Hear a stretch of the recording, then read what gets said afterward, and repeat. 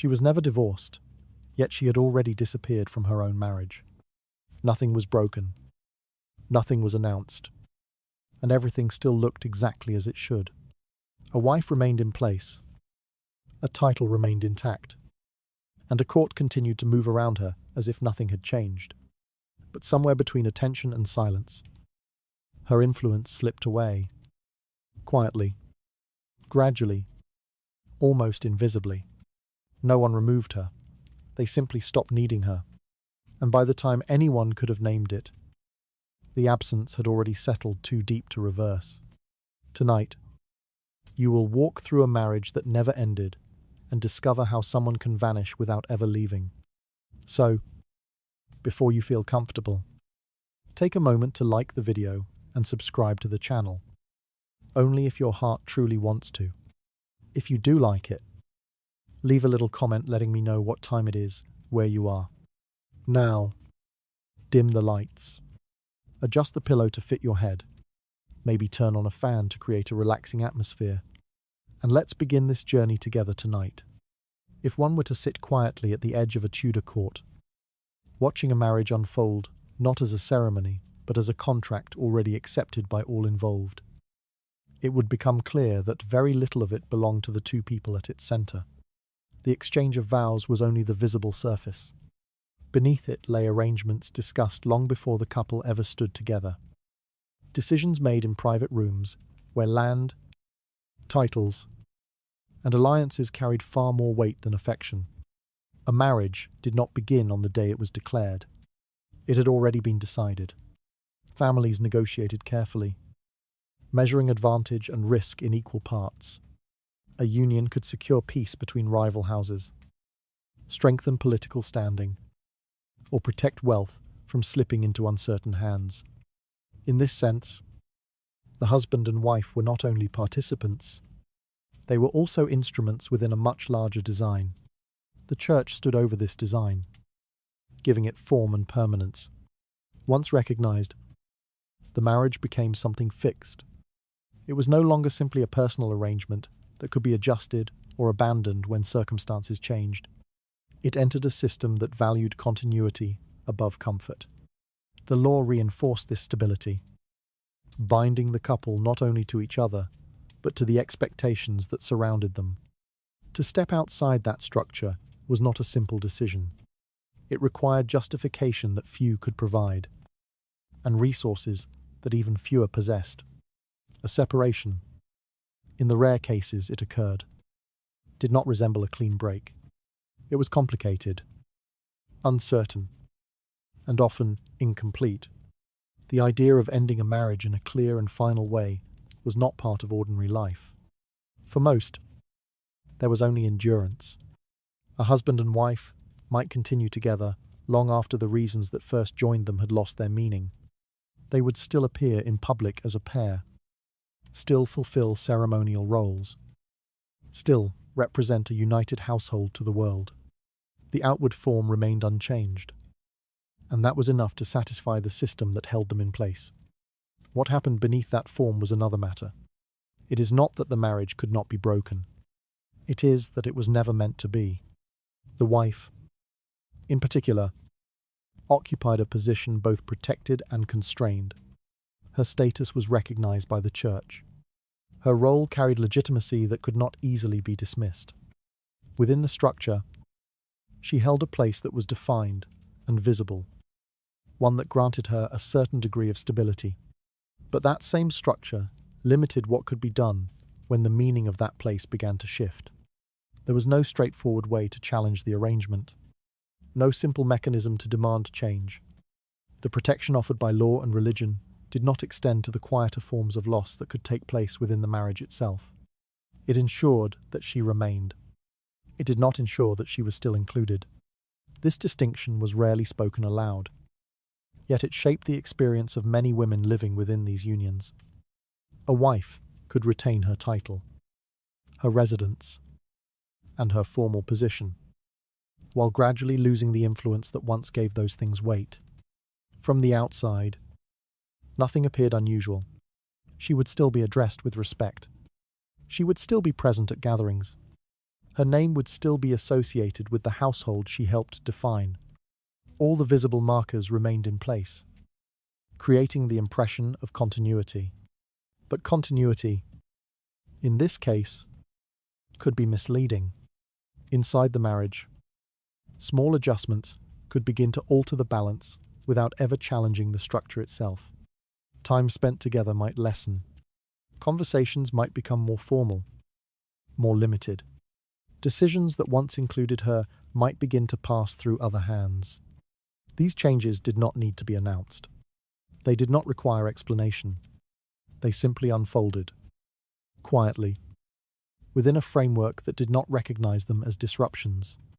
As long as the marriage existed in form, its internal shifts remained largely invisible to those who looked only at its surface.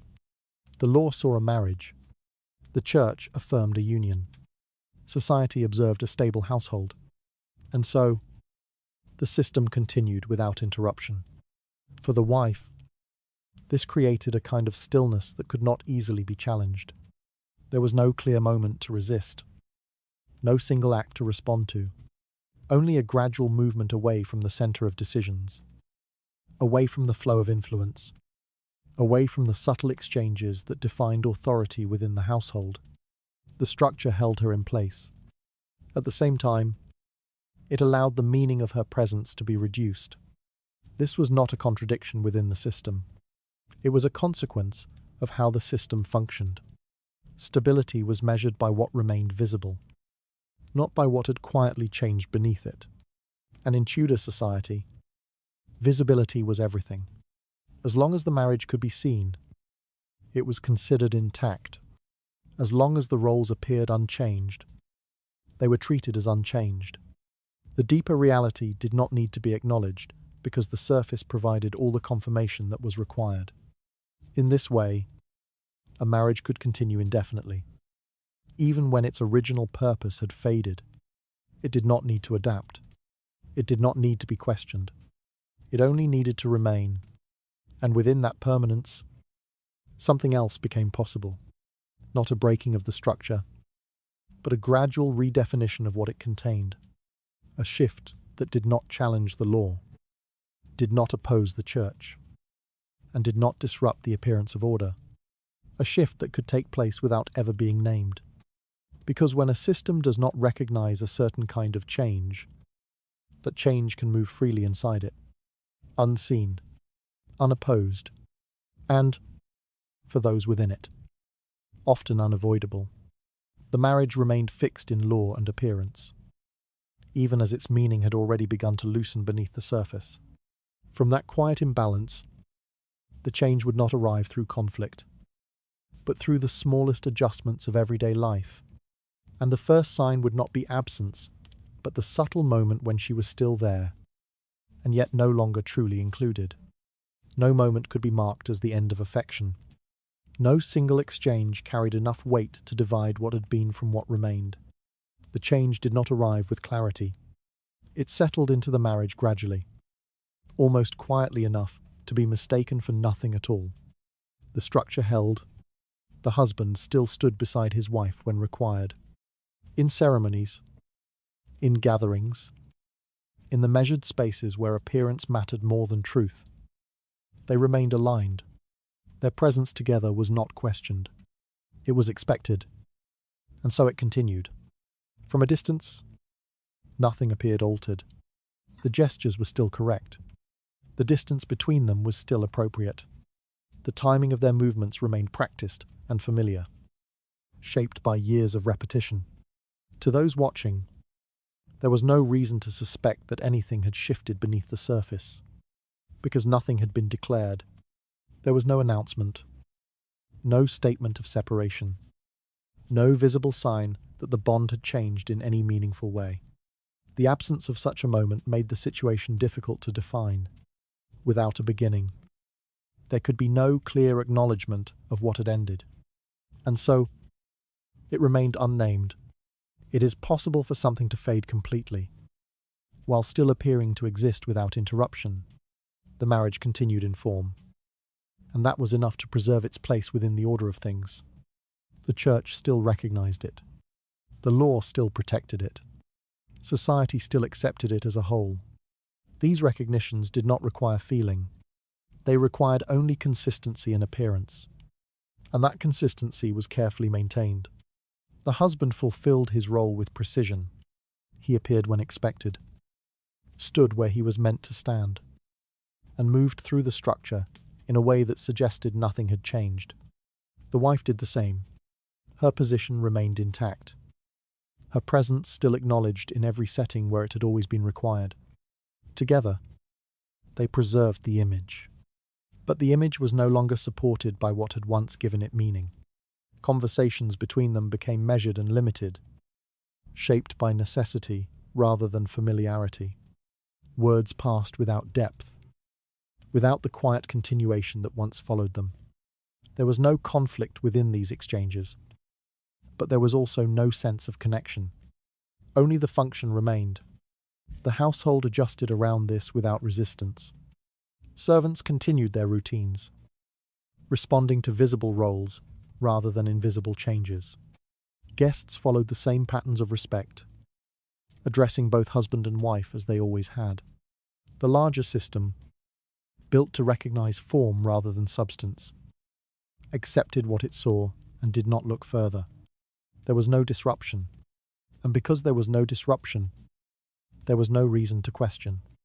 The marriage existed exactly as it was expected to exist.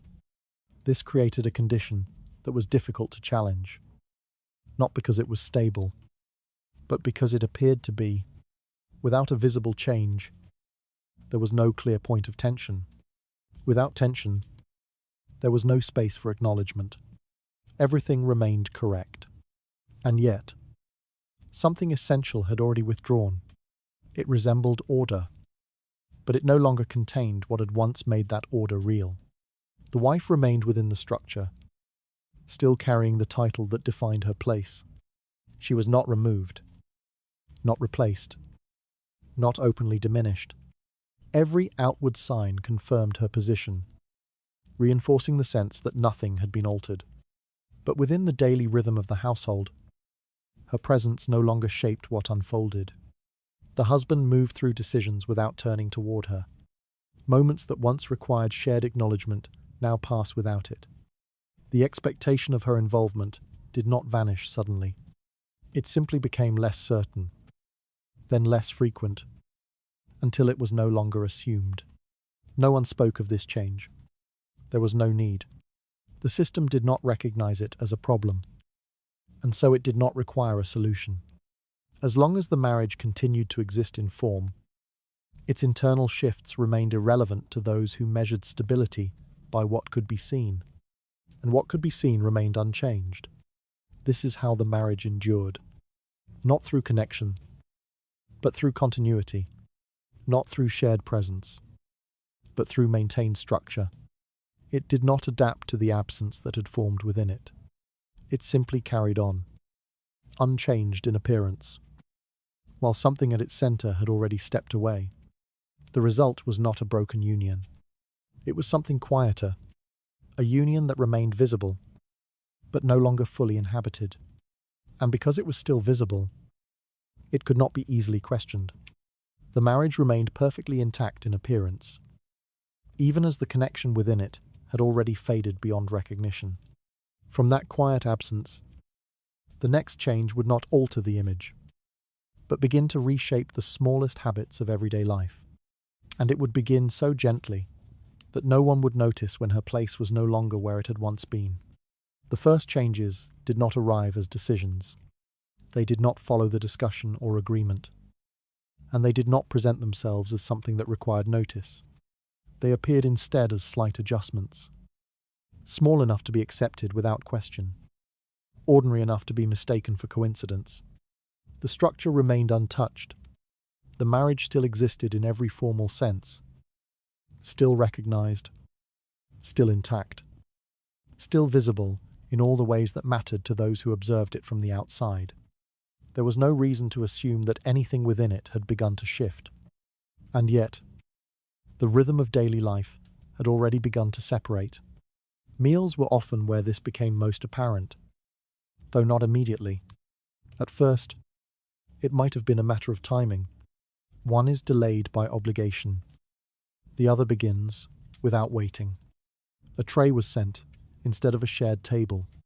A quiet explanation was offered once, then not repeated. Nothing about it seemed deliberate, but repetition gave it shape. What had once been a shared routine became two parallel ones, existing within the same household, but no longer intersecting in the same way. The act of eating, once an unspoken point of connection, no longer required presence of both, and because it no longer required it, it gradually ceased to expect it. It is often in the smallest habits that absence first becomes visible. Time followed a similar pattern. Where there had once been an overlap of hours, a natural alignment of movement through the day, there was now a quiet division. Schedules adjusted, not through formal planning, but through subtle redirection. One occupied the hall, while the other remained elsewhere. One entered a space, just as the other had left it. The effect was not a distance that could be measured. It was a distance that could be felt. Encounters became less frequent, and when they occurred, they remained within the boundaries of necessity. Words were exchanged when required, acknowledgements given when expected, but nothing extended beyond what was needed to maintain the appearance of order. There was no interruption, only reduction. Appearances in public followed this same quiet adjustment. The husband and wife still stood together when required, still fulfilled their roles during ceremonies and gatherings. But the time spent in shared presence outside of these moments began to diminish. Not abruptly, but steadily. The intervals between these appearances grew longer, and within those intervals, separate routines took hold. Each moved through the structure independently, their paths crossing only where expectation demanded it. The household adapted without resistance. Servants adjusted their movements to match these new patterns, responding not to instruction, but to observation. Trays were delivered to different rooms. Messages were carried along different routes. The quiet logic of the house shifted, aligning itself with a rhythm that no longer required constant overlap.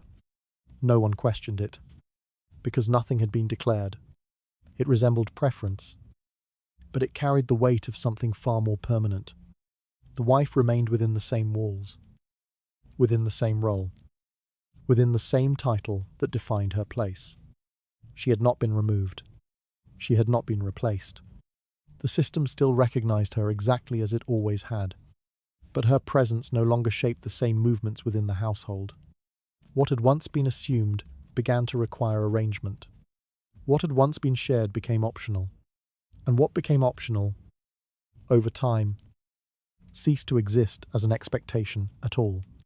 There was no clear moment when this shift completed itself, only a gradual settling into a new pattern, one that felt natural because it had not been imposed.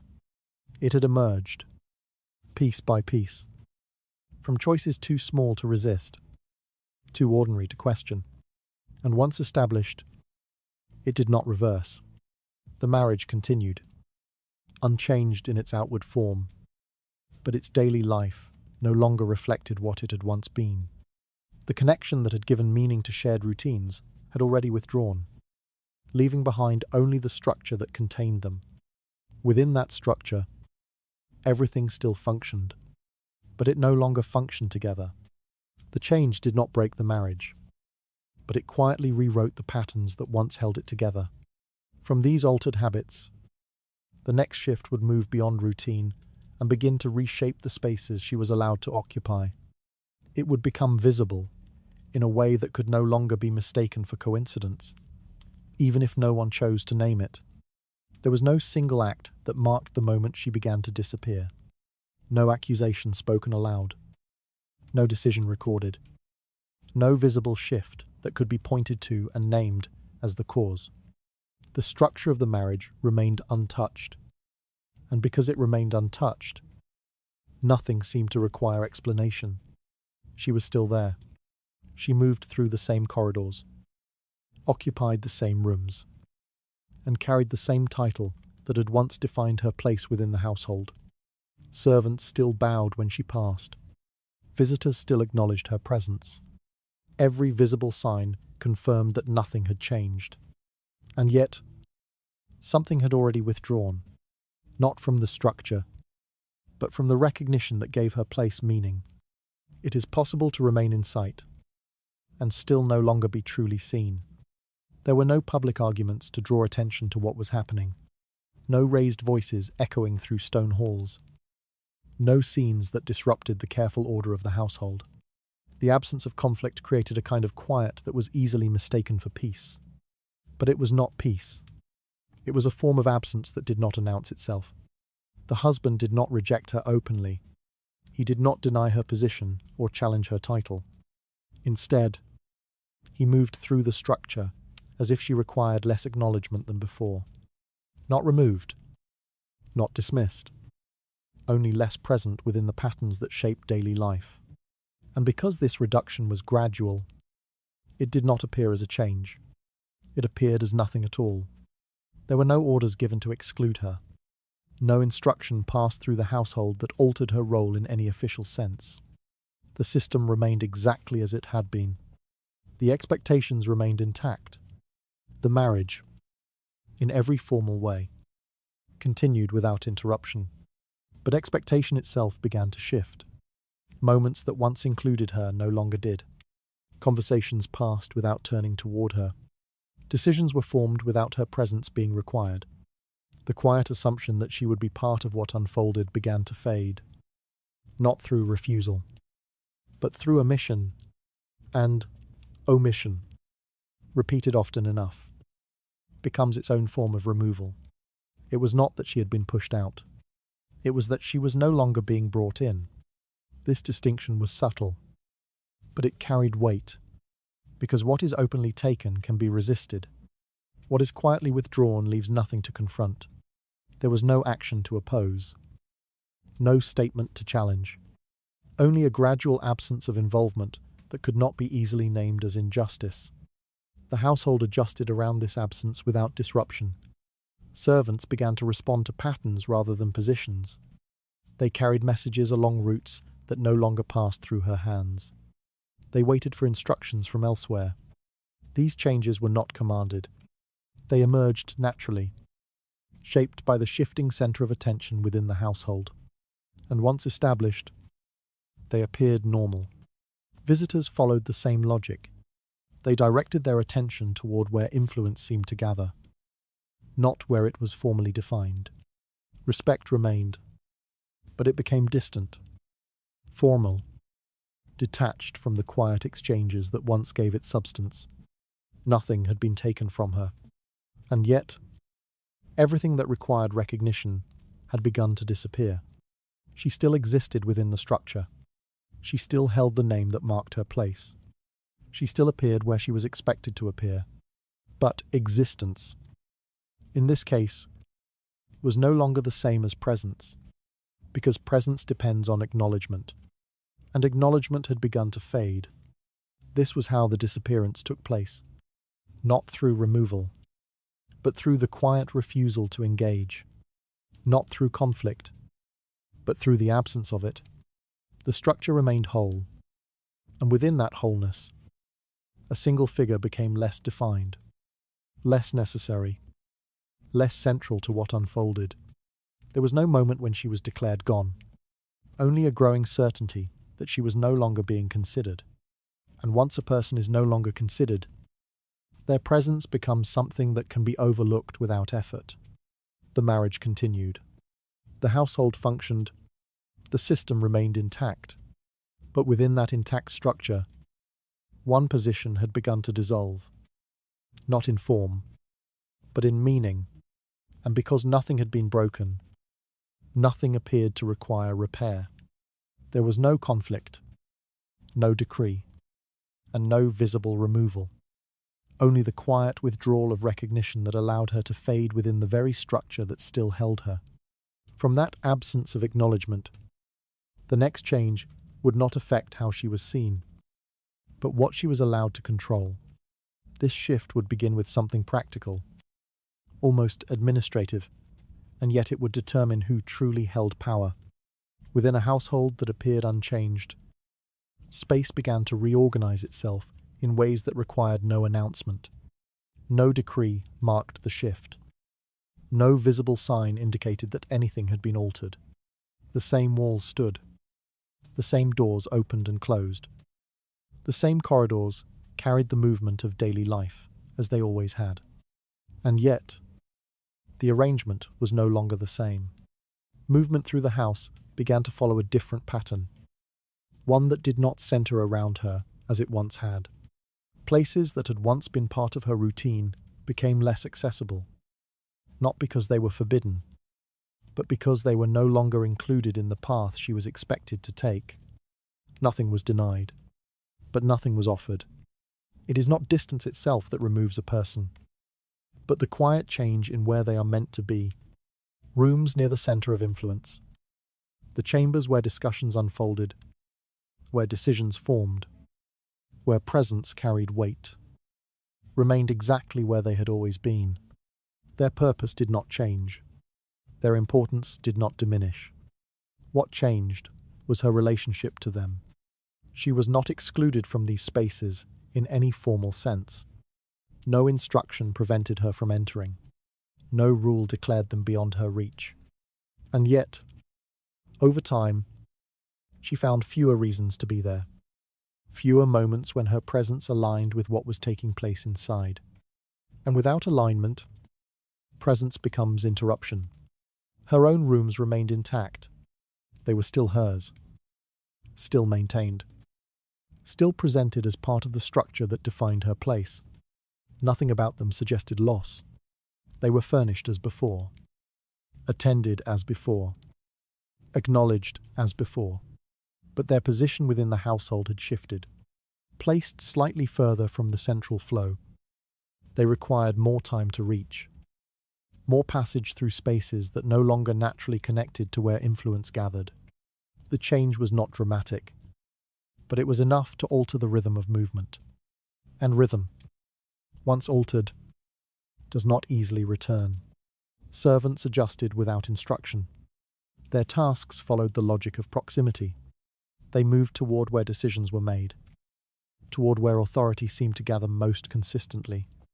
Duties that once passed through her hands began to find new routes, not through refusal, but through convenience. Messages arrived later. Requests reached her after they had already been considered elsewhere. Some did not arrive at all.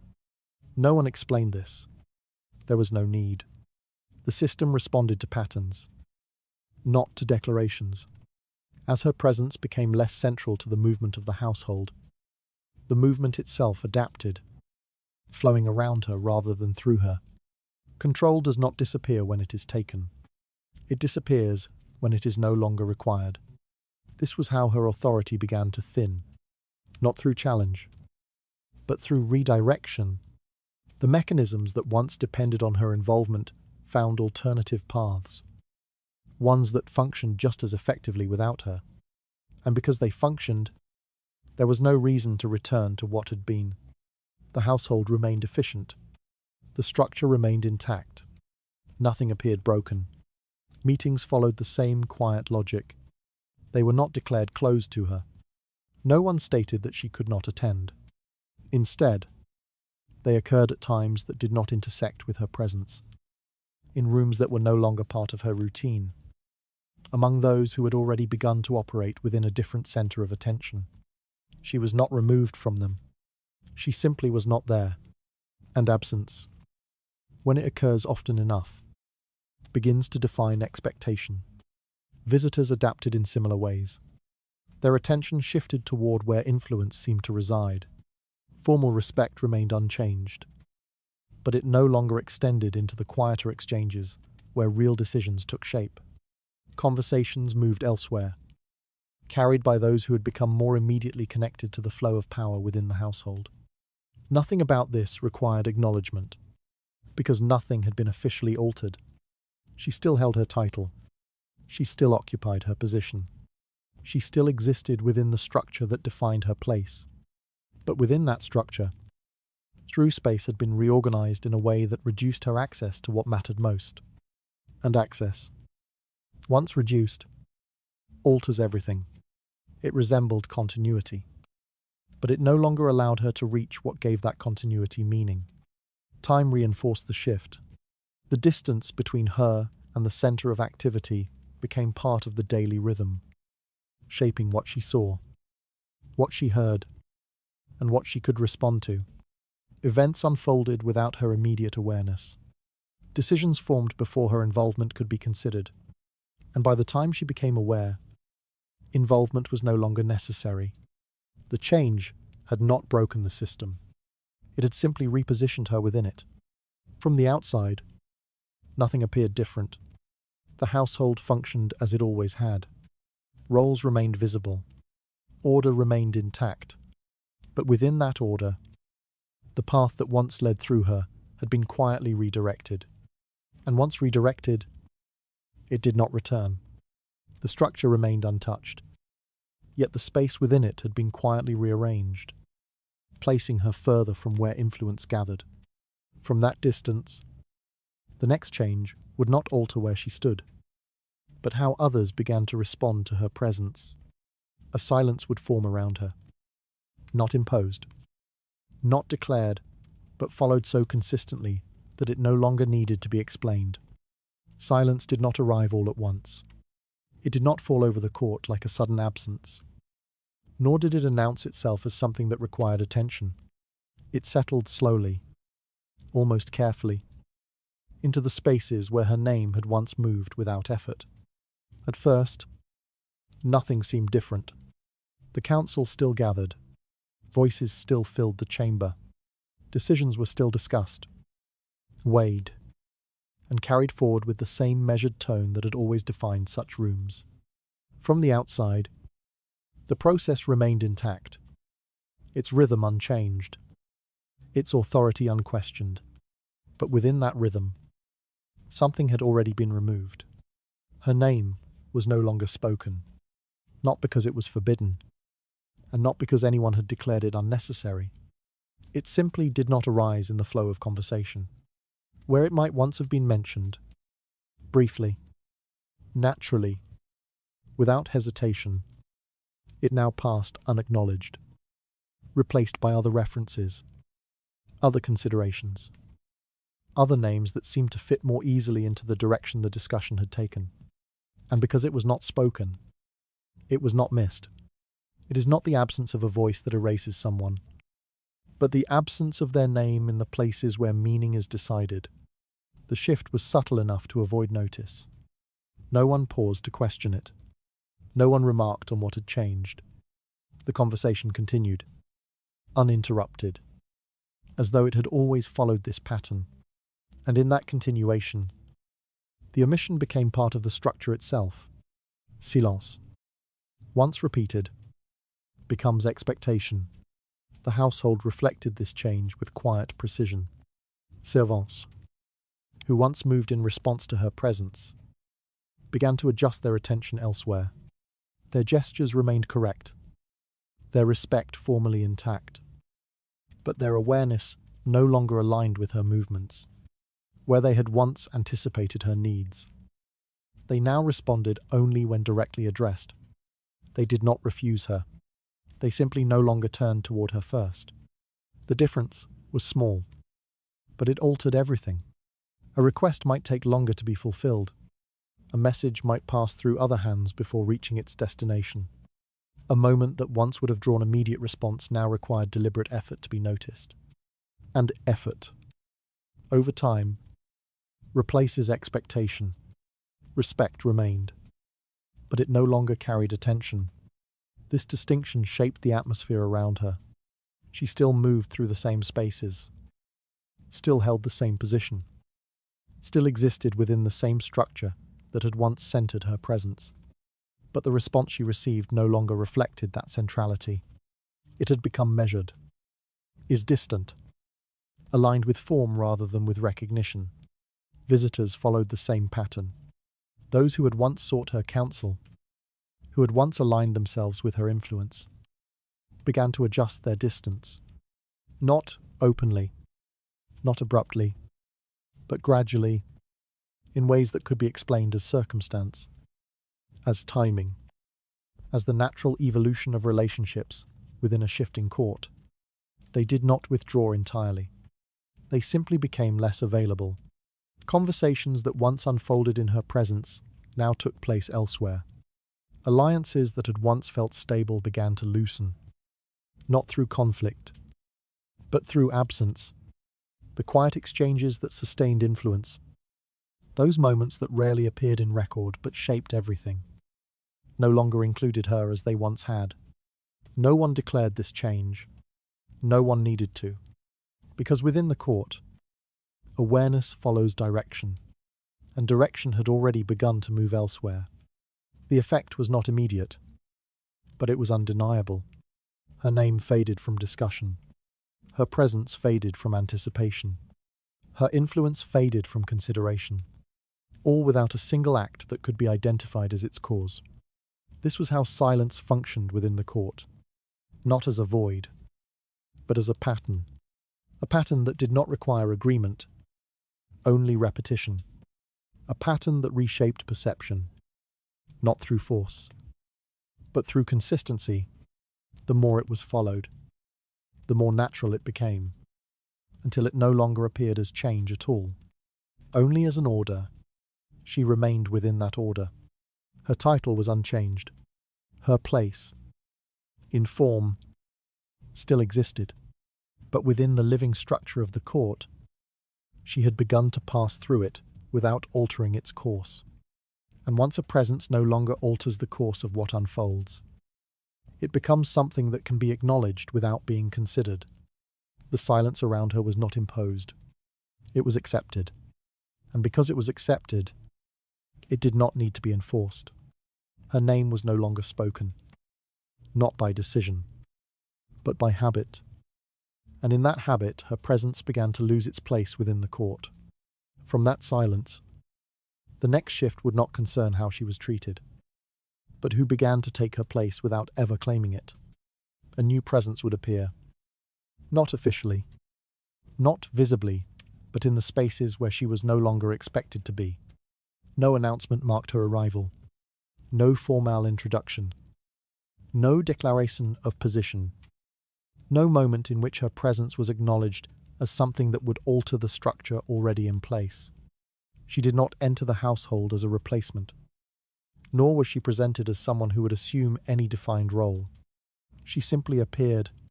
At first, her presence carried no weight beyond proximity. She was seen near the edges of gatherings, included in conversations that did not yet require her voice, moving through spaces that still belonged, in name, to someone else. Nothing about this seemed unusual. Courts had always allowed for such presences, informal, undefined, and easily dismissed. But what is easily dismissed can become easily accepted. It is not a position that grants influence, but repeated presence within the spaces where influence gathers. She did not claim authority. She did not need to. Her presence aligned itself with the movement of attention.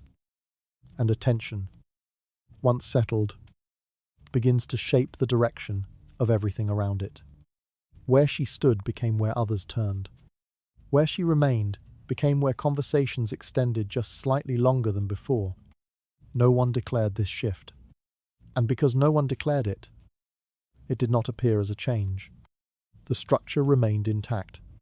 The wife still held her title, still occupied her place within the system, still existed as the recognized center of the household. Nothing had been removed from her, nothing formally transferred. But presence, unlike a title, does not require recognition to take effect.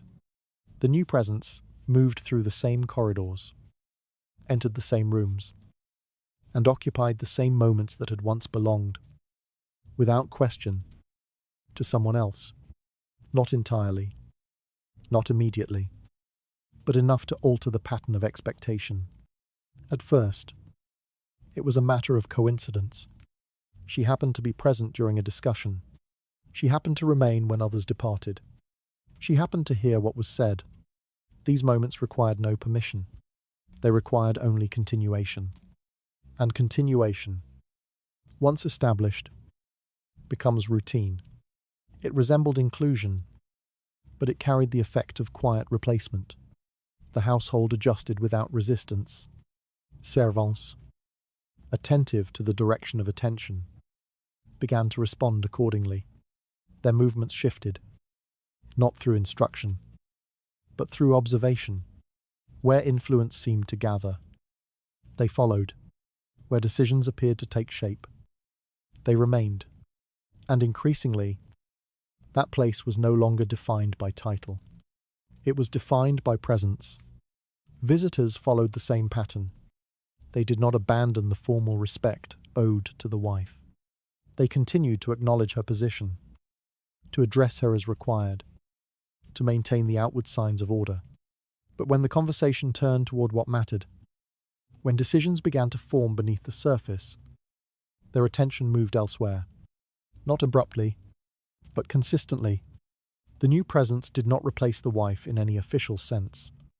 There was no claim, no challenge, no visible shift that could be named as such. Instead, she occupied the spaces that had begun to open, filling them not through authority, but through availability. And availability, over time, becomes a necessity. She was there when others were not. She listened when others had already withdrawn. She remained when moments extended beyond formality into something less defined, more influential, more decisive. And because she remained, she became part of what followed. The wife still existed within the structure. Her role was unchanged. Her title remained. But the spaces that once reinforced that role were no longer exclusively hers. They had begun to accommodate another presence, one that did not challenge her position, but quietly reduced its reach. No one acknowledged this directly. There was no need, because the system did not recognize the shift as a disruption. It saw continuity in form, and continuity was enough. What had changed within that form did not require explanation, because it did not threaten the structure that contained it. And so, the shift continued. Gradually, quietly, without resistance. The new presence did not need to take anything. She only needed to remain. And by remaining, she became part of what unfolded.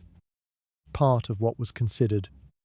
Part of what shaped the direction of the household in ways that could not be easily traced back to a single moment. The marriage still stood. The wife still held her place. But within the living structure of the court, presence had begun to move. And where presence moves, power follows. She did not replace the wife, but she began to occupy the spaces where influence quietly formed, and in doing so, altered what those spaces meant. From that growing presence, the next change would not concern where attention gathered, but how reputation itself began to shift. Quiet questions would begin to circulate, not spoken openly, but strong enough to change how everyone looked at her. Reputation did not collapse in a single moment. It did not fracture under accusation or fall apart through any public display. Instead, it began to loosen in the quiet spaces where judgment formed without being spoken aloud. Nothing was declared. No charge was made against her. No statement issued that could be traced or repeated. The structure of the court remained orderly, its language controlled, its surface undisturbed. From the outside, her position appeared unchanged, her presence still acknowledged, her role still intact. But beneath that surface, something had already begun to shift. It started as a tone rather than a statement. A slight hesitation when her name was mentioned. A pause where certainty had once been immediate. Conversations that moved around her instead of toward her. Not through refusal, but through careful avoidance. And within that avoidance, something took form. It is not an accusation that weakens a reputation, but the quiet suggestion that something may no longer be as it once seemed. The idea did not need to be defined. It only needed to be repeated. A word spoken lightly, then echoed elsewhere. A glance exchanged at the right moment. A silence that followed her name. just long enough to allow doubt to settle in its place. None of these moments carried enough weight on their own to be challenged. But together, they created direction. The first suggestion was subtle, that she had become distant, not through fault, not through intention, but through something that could not be easily explained. A withdrawal that could be observed without being confirmed.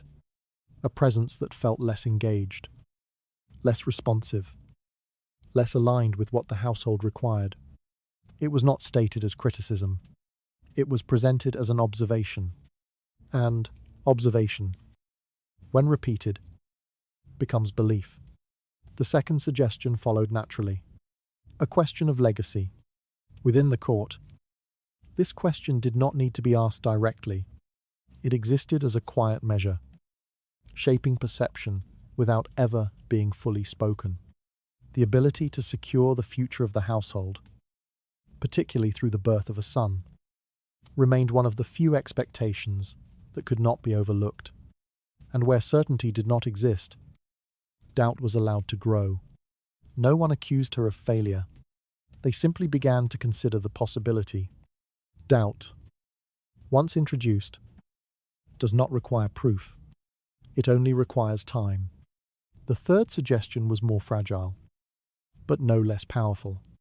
A question of loyalty, not framed as betrayal, not expressed as suspicion, but allowed to linger in the spaces where trust had once been assumed. A shift in tone, a re-evaluation of past actions, a reconsideration of what had once been taken for granted. These were not conclusions. They were possibilities. And possibilities, repeated often enough, begin to shape certainty. The court did not confront her with these changes. There was no moment when she was asked to answer. No opportunity given to respond. The nature of such shifts did not allow for confrontation, because they were never fully defined. They existed in suggestion, and suggestion does not require resolution. Servants reflected this change in their own quiet way. Their attention became more measured, their responses more formal, their behavior aligned, not with what was certain, but with what seemed to be changing. They did not reject her authority, but they no longer moved toward it with the same instinctive certainty. Visitors followed a similar pattern. Conversations that once carried warmth became more distant. Exchanges that once extended beyond necessity now ended more quickly. Nothing overtly disrespectful occurred. Yet the atmosphere around her began to feel altered, less secure, less assured. All of this unfolded without interruption to the structure of the court. Her title remained, her place remained, her presence, in form, remained. But reputation does not depend on form. It depends on perception, and perception had begun to shift. Not dramatically, not visibly, but steadily. Each small suggestion, each quiet hesitation, each unspoken question contributed to a change that no longer required confirmation. It became part of the way she was understood, part of the way she was seen, part of the way others positioned themselves in relation to her. And once perception changes, it rarely returns to what it was. The court did not need to act. It only needed to continue, because within that continuation, reputation could weaken without ever being openly challenged, and influence could diminish without ever being formally removed. She remained where she had always been, but what that place meant had already begun to change. Nothing had been said. Nothing had been proven. Yet her reputation had already begun to loosen within the unspoken language of the court. From that uncertainty, the next change would not question who she was, but what she still controlled. Subtle shifts would follow, not visible enough to confront, but enough to determine who others chose to stand beside.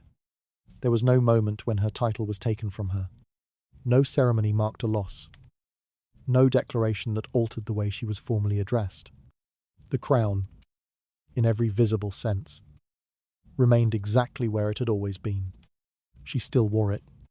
She still stood in the position that defined her place within the court. Her name continued to carry the same recognition. her presence still acknowledged in the same measured, ceremonial way. Nothing had been removed, nothing openly diminished, and yet, what that title represented had already begun to change. It is possible to hold a position fully, and yet no longer hold what gives that position meaning. Authority, within the court, was never defined by title alone. It moved through attention, through presence, through the quiet exchanges that shaped decisions before they were ever spoken aloud. It existed in the moments where influence gathered, where others turned instinctively, where acknowledgement carried weight beyond formality. And in those moments, something had shifted. The wife remained visible, but visibility was no longer enough. When she entered a room, the response was still correct. Heads inclined, space adjusted, gestures aligned with expectation. The structure of respect remained intact, carefully preserved in every movement that could be observed. But beneath that structure, attention had begun to move elsewhere. Not abruptly, not in a way that could be openly challenged, but consistently enough to be felt. Conversations did not begin where she stood. They formed nearby, just beyond her immediate reach, drawing others into a center that no longer required her presence.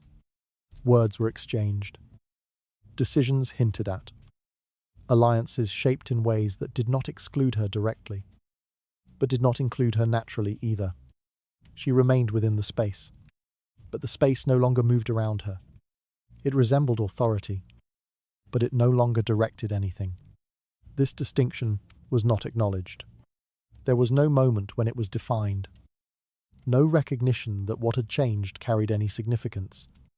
The court continued, as it always had, its structure intact, its roles clearly visible, its order undisturbed.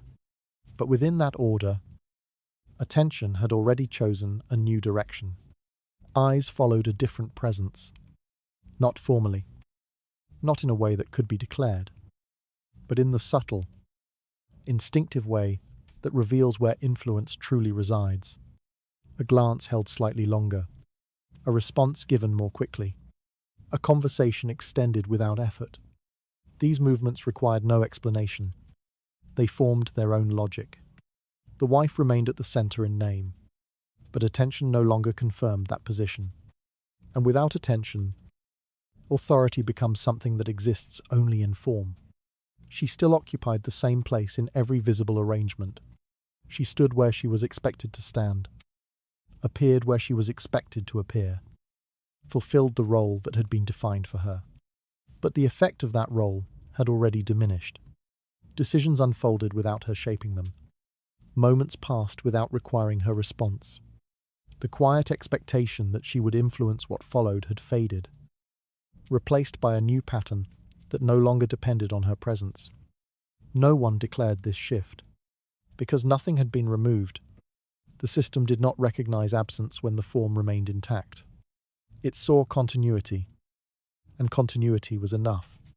What had changed beneath that continuity did not require acknowledgement, because it did not disrupt the structure itself. And so, the structure held, the crown remained, the title endured. But within that endurance, meaning had already withdrawn. Power does not leave all at once. It steps away, one moment at a time, until nothing remains but the outline of where it once stood. This was how her position transformed, not through loss, but through hollowing, not through removal, but through the quiet relocation of everything that had once given her presence weight. The court did not need to take anything from her. It only needed to look elsewhere. And once attention had moved, it did not return. She remained where she had always been. But what surrounded her had already chosen a different center. Her title remained untouched, yet the power within it had already slipped beyond her reach. From that shift, the next change would not concern how she appeared, but what she was still allowed to control. Gradual reductions would begin, not announced, not resisted, but enough to decide who truly held authority behind the structure that remained. Control over money did not disappear in a single moment. No order was read aloud. No public decision announced that her access had been restricted. Everything remained framed within the same structure, the same expectations, the same appearance of shared authority, yet the flow of resources had already begun to change direction. Funds that once passed through her hands now moved along different paths. Requests that would have reached her first were quietly redirected. Expenditure decisions, once assumed to involve her judgment, were handled elsewhere before she was even aware they had been made. Money rarely leaves with noise. It simply stops arriving where it once did. The husband did not need to declare control. His position already allowed him to manage the broader structure of finances. What changed was not his authority, but how actively it was exercised.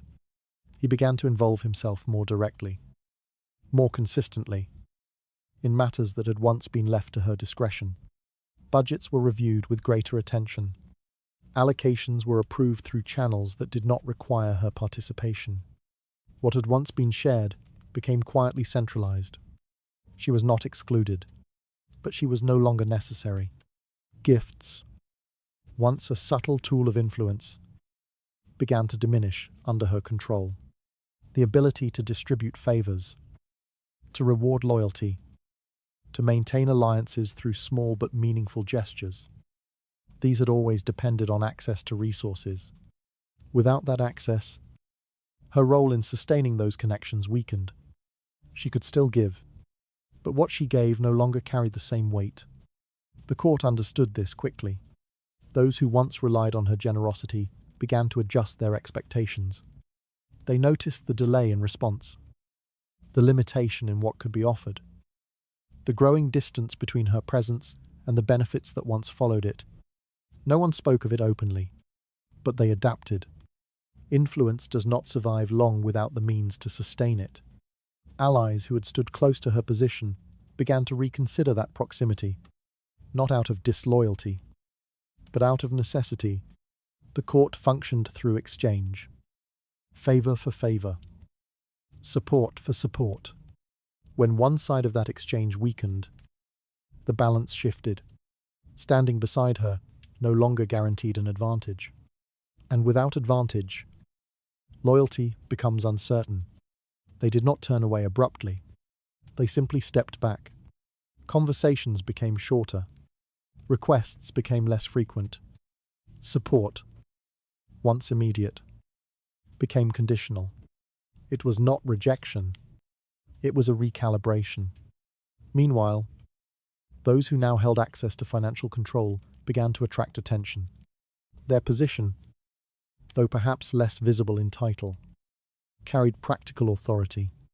They could approve, deny, distribute, or withhold. Their decisions shaped outcomes in ways that formal roles could not. And the court followed that authority, not by abandoning structure, but by aligning with function. She remained within the system, but the system no longer moved through her. Authority tied to resources will always outweigh authority tied to appearance. This shift was not dramatic. It did not disrupt the order of the court. From the outside, everything appeared stable. The same ceremonies continued.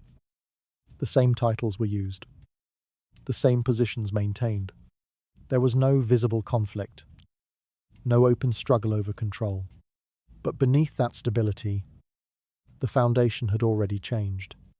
Power had moved into places that were less visible, less formal, but far more decisive, and she no longer stood at the center of it. Her role persisted, but its reach had narrowed. What she could influence became limited to what remained within her control, and that space continued to shrink as resources were drawn away. Without access to distribution, without the ability to reward or support, her presence became symbolic rather than effective. The court did not remove her. It simply stopped depending on her. And once dependence disappears, authority follows. She could still be seen. She could still be acknowledged. But what she represented no longer shaped what happened. The structure remained, but its function had already shifted elsewhere. Her position still appeared intact. Yet the resources that once sustained her influence had already been redirected elsewhere. From that quiet shift, the next change would no longer concern money, but the balance of legacy within her own household. The question would no longer be who held power now, but who would be allowed to inherit it later. Children had always been part of the structure, but their role had never been neutral. In a household where authority had begun to shift without announcement, they became something more than heirs or dependents. They became a way to adjust balance without ever appearing to do so. Nothing was declared. Nothing was rewritten. Yet their presence began to carry a different kind of weight. The husband did not deny the position of his legitimate children. Their names remained recorded, their place within the line of inheritance unchanged in any formal sense. They were still presented as the continuation of the family, still acknowledged within the language of duty and order. But recognition alone was no longer enough to define importance. Preference revealed itself through repetition, not through words. Time was given differently. Attention was distributed with quiet intention. Presence was allowed in places where meaning gathered. Children do not need to be chosen openly for others to understand who is being favored. Those born outside the formal marriage began to appear more often at his side, not elevated in title, not granted official status beyond what was already accepted, but included in ways that mattered. They were invited into rooms where conversations took place, allowed to observe moments that shaped decisions, and acknowledged in settings where influence could be felt. They were not announced, but they were seen, and being seen was enough. Meanwhile, the legitimate children remained within their expected roles. Their position was stable, defined by law and reinforced by tradition. They continued to represent continuity, to embody what the structure required. Nothing had been taken from them, but something had been added elsewhere. And in that addition, meaning began to divide. Legitimacy preserves structure, but attention reshapes expectation. The court understood this without needing explanation. Those who depended on future alignment watched closely, not for declarations, but for patterns. They followed where presence gathered, where inclusion suggested preference, where proximity hinted at what might come. They did not challenge the existing order. They adjusted around it. Small gestures began to shift. Conversations redirected. Associations changed without announcement. It was not disloyalty. It was anticipation. The wife observed this before it became visible to most. She did not need anyone to explain what was happening. The pattern was clear in its quiet repetition, in the consistency of what was being allowed to grow. She could not confront it. There was nothing to accuse, nothing to point to that could be defined as a violation. Every action remained within acceptable bounds, each moment explainable, each decision justifiable. To challenge it would require naming something that did not officially exist. And so, she remained silent, watching, measuring, enduring, because within this system, reaction would only weaken her further.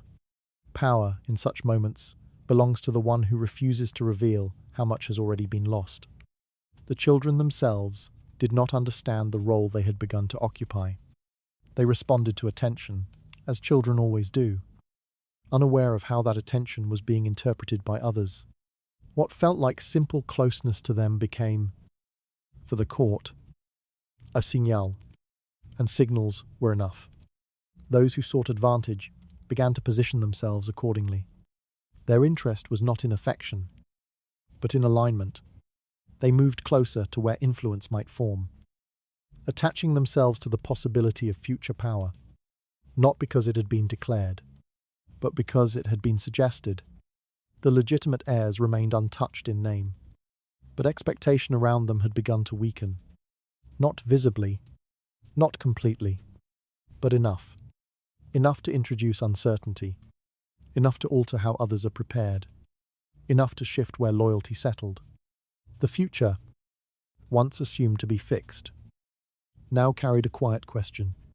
And in that question, control began to move. She still stood as mother to those who held the rightful place. But that place no longer stood alone. And once it ceased to be the only path forward, its strength began to erode. No decision had been made. No change had been confirmed. Yet everything had already begun to feel different. Her children still held their place in name. Yet the attention shaping their future had already begun to divide. From that quiet shift, the next change would not concern inheritance, but the pressure placed upon her to accept what could not be openly challenged. Moral expectations would begin to close around her, and they would leave her with even less room to resist. Moral authority did not arrive as a command. It came as guidance. It was offered quietly, framed as care, shaped as something that appeared to protect rather than restrict. No one forced her into silence. No one demanded submission in a way that could be clearly resisted. Instead, she was advised, and advice, within the structure she lived in, carried its own weight.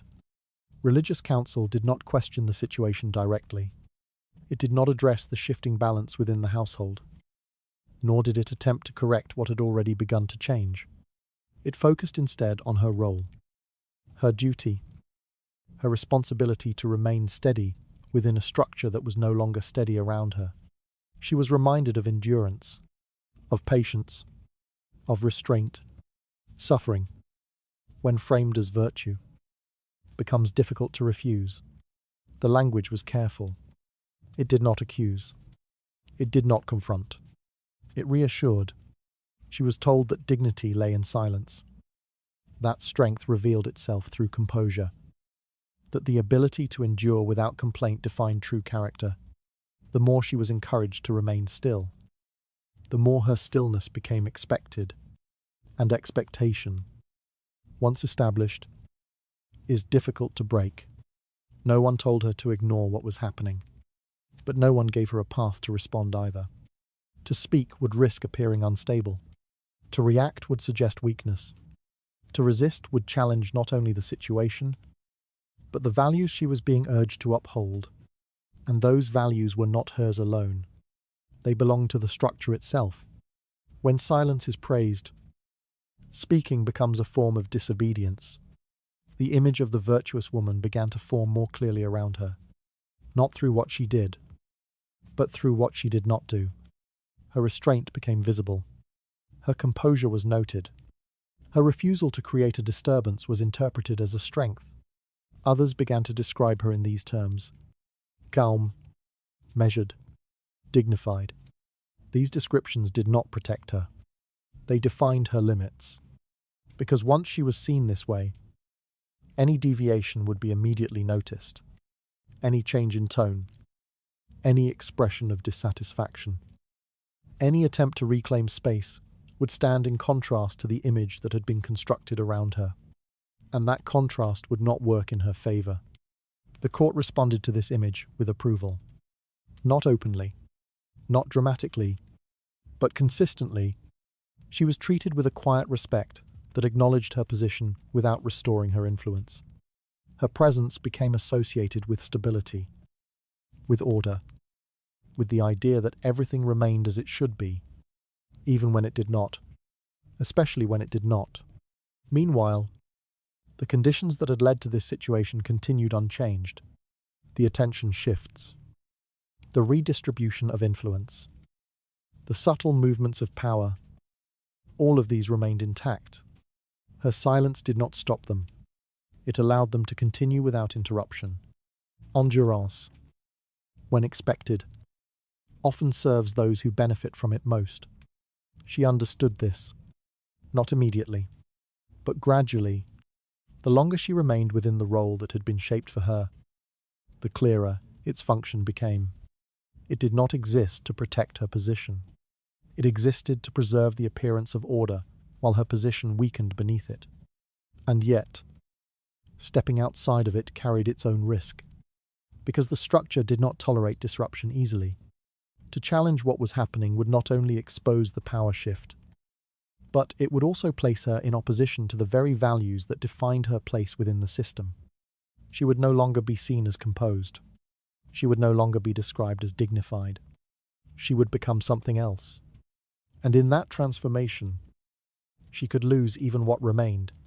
So she remained where she was, held in place not by force, but by expectation, surrounded not by restriction, but by approval that limited her more effectively than any command. The court did not silence her. It taught her how to silence herself. And once that lesson had been learned, it no longer needed to intervene. She was not forced into silence. Yet the weight of virtue had already made speaking feel impossible. From that quiet restraint, the next change would not concern what she endured, but where she was still allowed to belong. Doors would begin to close. Not locked, not denied, but simply no longer opened for her at all. Exclusion did not begin with a refusal. It began with absence. There was no moment when her name was struck from a list.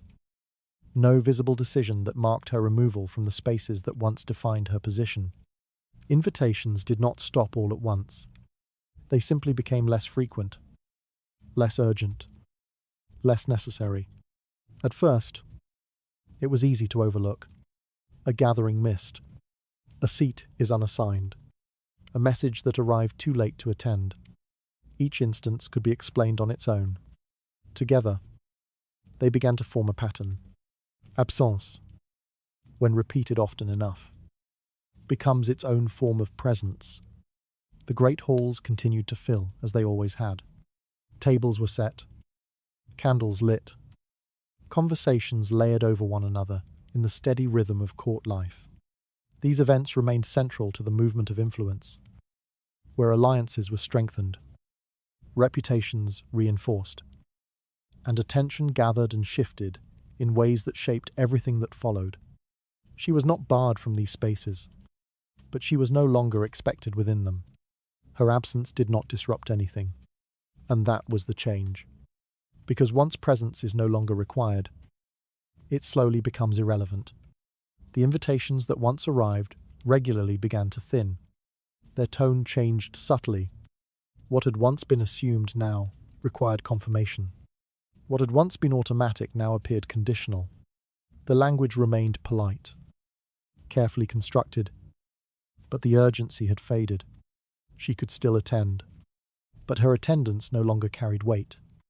And without weight, presence becomes symbolic. To be invited without expectation is to be included without influence. Those who organized these gatherings adjusted quietly. Seating arrangements shifted. Conversations formed around different centers, the places where decisions were hinted at, where intentions were revealed in fragments, where alliances were tested. These no longer aligned around her. She remained known, but she was no longer central. Others began to notice this before it was ever acknowledged. They watched where attention gathered, where proximity created opportunity, where being seen mattered most. And they positioned themselves accordingly. They did not avoid her. They simply stopped prioritizing her. Interactions became shorter. Engagement became selective. What had once been instinctive became deliberate. It was not rejection. It was redirection. Meanwhile, the connections that extended beyond the court began to weaken. Family ties, once reinforced through regular contact and shared presence, grew distant. Letters arrived less frequently. Responses took longer. Invitations from allied households became uncertain, their tone reflecting hesitation rather than familiarity. The network that had once supported her position began to quiet. Not broken, but suspended. Isolation rarely appears as a break. It settles in as distance. She could not confront this. There was no single act to challenge, no decision to reverse. Each absence, each delay, each quiet withdrawal existed within acceptable limits. Nothing was severe enough to demand a response. Yet together they reshaped the boundaries of where she belonged, and those boundaries continued to narrow. Within the court, she remained visible, but outside of it, her presence began to fade. The relationships that once extended her influence beyond the immediate structure no longer functioned in the same way. Without regular contact, without shared spaces, without the reinforcement of mutual interest, they weakened naturally. No one declared this change. It did not require acknowledgement, because it followed a logic that no one needed to explain. Influence gathers where presence is sustained, and her presence was no longer sustained. The court adapted to this quietly. It continued to move, to organize, to align itself around those who remained active within its rhythm. Those who attended, who engaged, who positioned themselves within the flow of events. These became the points around which everything else formed. She stood outside that flow, not removed, but no longer carried by it. A person can remain within the walls and still fall outside the movement that gives those walls meaning. She understood this without needing to name it. The pattern was clear in what no longer happened. The invitations that did not arrive. The conversations she was not part of. The connections that no longer reached for her. It was not silent. It was an absence arranged with precision. And within that arrangement, her position shifted further. Not in the title, not in form, but in function. She still existed within the structure, but the structure no longer depended on her. And once dependence disappears, return becomes uncertain. She was not removed from the court. Yet the spaces that once sustained her presence had already begun to close around her. From that growing distance, the next change would not concern where she stood, but how completely she could remain unseen while still inside the same walls. Her existence would continue, but in a way that no longer required anyone to seek her out. She did not leave. No carriage carried her away. No decree reassigned her to another residence. No visible act removed her from the place she had always occupied. The same stone walls still surrounded her. The same corridors stretched in familiar lines. The same doors opened and closed in the same measured rhythm. Everything remained where it had always been, including her. Disappearance does not always require distance. It only requires the absence of attention. Her rooms were unchanged. The furniture remained in place, arranged with the same care, maintained with the same discipline. The servants still entered when required, still performed their duties with quiet efficiency, still acknowledged her presence with the gestures expected of them. Nothing suggested removal. Nothing indicated loss. And yet, the meaning of that space had altered. She moved through the corridors as she always had. Her steps followed the same paths. Her routine remained intact, her presence visible to those who passed by. She could be seen at certain hours, in certain places, at certain moments that required her appearance. She was not hidden, but she was no longer sought. Encounters became incidental. Conversations became brief. No one arrived without purpose, and purpose rarely required her. To remain visible without being approached is to stand within a space that no longer belongs to you. There had been a time when her presence drew movement. People adjusted their paths to meet her, sought moments of exchange, and positioned themselves within her orbit. Her rooms had been places where information was gathered, where intentions were revealed in fragments, where influence took form before it became visible elsewhere. That movement had ceased. Now, the corridors carried others. Footsteps passed without pause. Voices continued beyond her reach. Doors opened for conversations that did not include her. Nothing excluded her directly, but nothing included her naturally. She was still part of the structure, but the structure no longer moved toward her. She appeared when required. Ceremonies still called for her presence. Formal occasions still demanded her role. She stood where she was expected to stand, responded as she was expected to respond, fulfilled the outline of her position with the same precision as before. From a distance, Nothing had changed. From within, everything had, because once the moment passed, so did the attention. She returned to spaces that no longer held weight. She resumed routines that no longer connected to the flow of influence. She remained within the walls, but the walls no longer held her at the center of anything. Presence without purpose becomes a form of quiet erasure. No one needed to remove her. Removal would have required acknowledgement, and acknowledgement would have made the change visible. Instead, the court allowed her to remain exactly where she was, while gradually withdrawing everything that once made her position meaningful. It was not an act. It was a process, slow enough to avoid resistance, consistent enough to become irreversible. She began to understand this, not through what was done, but through what no longer happened. The visits that ceased, the requests that never arrived, the conversations that formed elsewhere and concluded without her. Each absence carried its own explanation. Together, they formed certainty. She could not interrupt this. There was nothing to confront, nothing to accuse, nothing that could be clearly defined as exclusion. The structure remained intact, the rules unchanged, the expectations formally the same, but the function had shifted, and function is where power resides. A person can remain in place, fulfill every expectation, and still become unnecessary. The court did not forget her. It simply stopped needing her. And once necessity disappears, attention follows. Her existence continued in full view. Yet it no longer influenced what moved around her.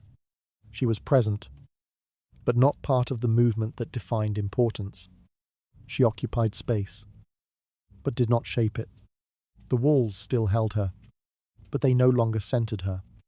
And within that quiet transformation, she became something the structure could carry without acknowledging. Not removed, not replaced, but no longer required. She remained within the palace. Yet the absence of attention had already begun to erase her presence from its daily movement. From that quiet disappearance, the next change would not concern where she existed, but who now carried influence in the spaces she once defined. Another presence had already begun to take shape, and it would not need a title to be recognized. Soft power did not change hands in a single act. No appointment was announced, no title reassigned, and no formal recognition marked the transition. The structure remained intact. Every role still defined in the same language. Every position still visible in the same arrangement. Yet, influence had already begun to move. Not upward, not outward, but sideways, into spaces that were not meant to hold it. Power does not always rise. Sometimes it simply shifts to where it is most received. She did not replace the wife. She was never meant to. There was no official standing that allowed her to claim that position. No legal recognition that could elevate her beyond what she already was. She remained outside the formal structure, defined by proximity rather than by right. And yet, proximity was enough, because proximity created access, and access created opportunity. She became present in moments that mattered, not as a participant in the formal sense, but as someone who could be approached, who could be spoken to, who could influence how information moved before it reached its intended destination. She did not give orders. She shaped how they were understood. Those who needed to be heard began to adjust their path. Instead of seeking direct access to the wife, they turned elsewhere. They moved toward the person who could listen without constraint, respond without obligation, and pass along information without appearing to control it. This path was easier, more flexible, less visible, and therefore more effective. Influence that avoids structure often becomes stronger than the structure itself. Officials began to notice this quickly, not because it was declared, but because it worked. Requests moved faster, responses came more smoothly, and outcomes aligned more predictably when they passed through this new channel. It was not an authority, but it produced results, and the results are what the court follows. They did not abandon the established order. They continued to acknowledge the wife, to recognize her position, to maintain the appearance of correct alignment. But when it came to action, to movement, to decisions that required subtle adjustment, they chose a different route. Not openly, but consistently. Conversations began elsewhere. Opinions were formed before reaching her. Conclusions arrived, already shaped. By the time matters reached the formal structure, they had already been decided. She remained at the end of the process, but the process no longer began with her. To receive information last is to hold the least control over its meaning. Even correspondence began to reflect this shift. Messages did not move directly as they once had. They passed through additional hands, paused in different rooms, carried by different messengers whose loyalty aligned with where influence now gathered. By the time these messages reached their destination, their tone had changed. Their emphasis adjusted. Their intention was clarified in ways that did not originate from her. Nothing was altered enough to be questioned, but enough to matter. This was how control moved without being seen. Not through command, but through direction. The wife could not stop this. There was nothing to block, nothing to remove, nothing that could be identified as a breach. Every action remained within acceptable limits. Every movement explainable. Every interaction justified. And that was what made it stable. Because it did not depend on recognition. It depended on the function, and function had already shifted. She still held her place. But her place no longer determined what followed. Others began to align themselves with this new center, not out of defiance, but out of understanding. They recognized where influence had settled, where access created advantage, and where presence translated into outcome. They moved accordingly, quietly, efficiently, without announcement. Power follows the path of least resistance, not the path of highest title.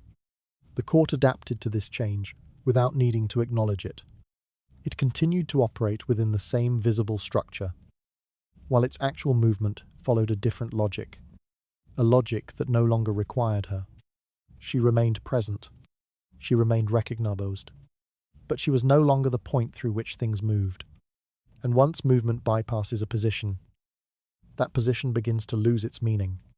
Not suddenly, but steadily, until what remains is only the outline of authority, held in place by form, but no longer supported by function.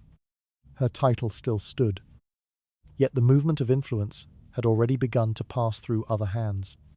From that quiet redirection, the next change would not concern who carried messages, but how she herself began to experience the weight of being replaced.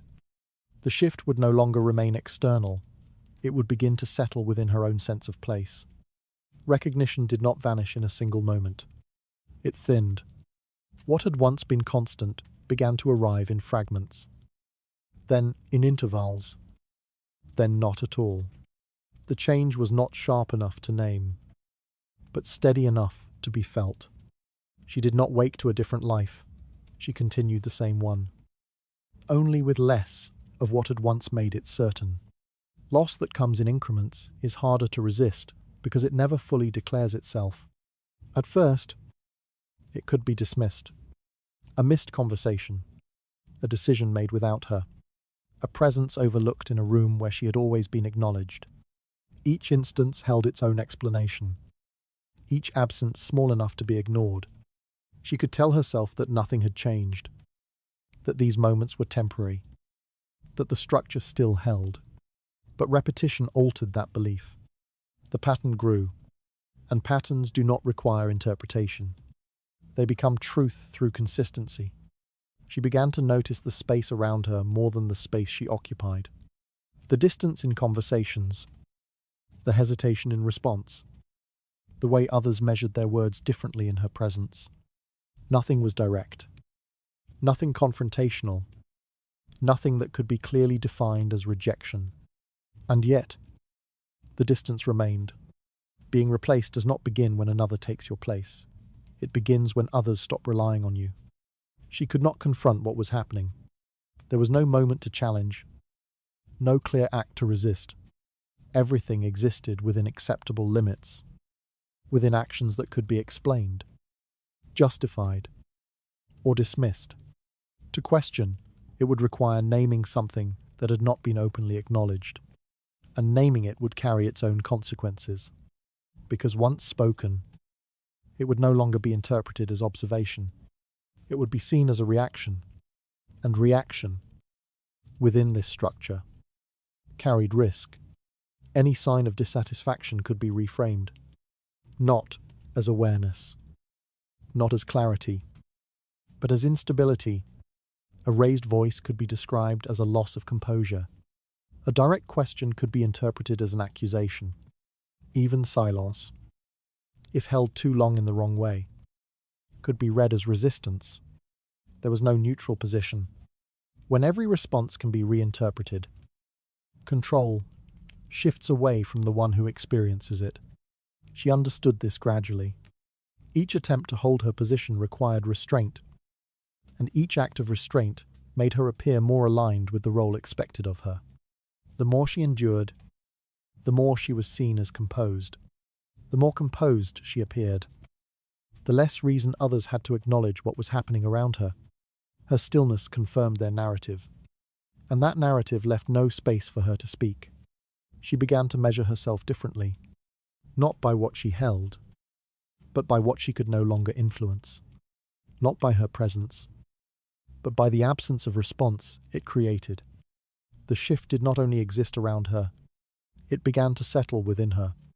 She adjusted her movements, her words, her expectations, not because she accepted the change, but because there was no clear way to oppose it without accelerating it. The mind adapts to survive, even when it recognizes that survival comes at a cost. She could feel the replacement without seeing it fully. It existed in fragments, in moments that did not align, in the quiet understanding that something had taken shape where she once stood. It was not complete, not formal, not declared, but it was real. And reality does not require acknowledgement to take effect. There were moments when she considered speaking, not loudly, not publicly, but enough to interrupt the pattern. Yet each time, the calculation returned to the same point. What would be gained? What could be proven? What would change if she chose to confront something that no one else had named?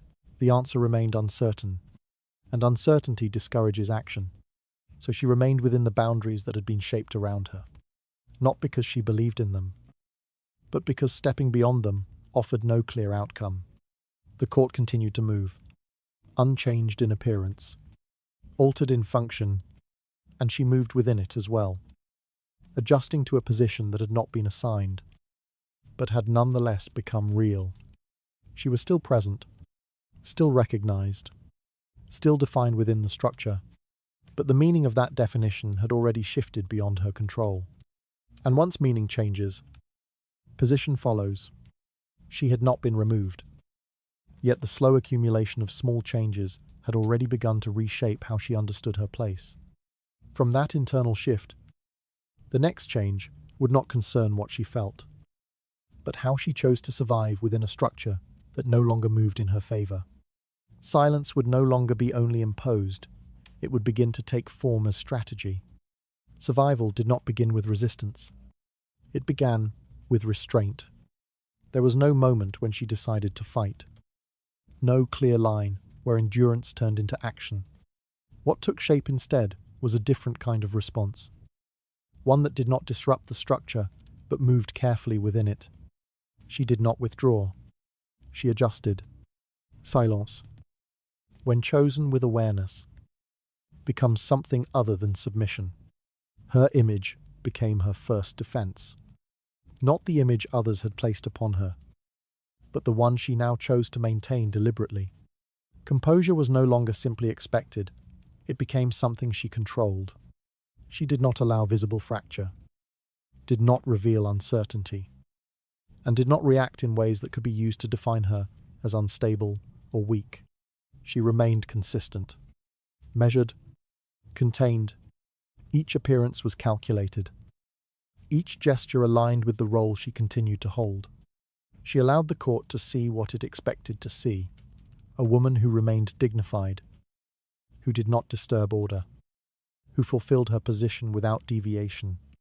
But beneath that surface, awareness had sharpened, because the image that limited her could also protect her. As long as she remained within it, she could not be openly challenged. Reputation, when preserved carefully, becomes a form of quiet protection. She turned toward what remained within her reach. Family, not as sentiment, but as structure. Her alliances beyond the court had not disappeared entirely. They had weakened, yes, but they had not been erased. Those connections, bound by blood, by shared interest, by long-standing arrangement, still carried weight. Even if that weight was no longer visible within daily court life, she began to reinforce them, carefully. Without drawing attention, letters were sent with precision. Words chosen not to reveal vulnerability, but to maintain alignment. Messages did not ask for intervention. They reminded, reaffirmed, and preserved the sense that her position still mattered beyond the immediate structure. Because influence did not exist in one place alone, it extended, and if it could not be exercised directly, it could still be held in reserve. Power that cannot act immediately does not disappear. It waits in a different form. She did not attempt to reclaim what had already shifted. That would have required confrontation. Instead, she focused on what could still be sustained. Presence, reputation, connection. These became the foundations of her position. Even as its visible authority diminished, she allowed others to move as they would, to adjust around the new center of influence, to follow the paths that had opened elsewhere. She did not follow them.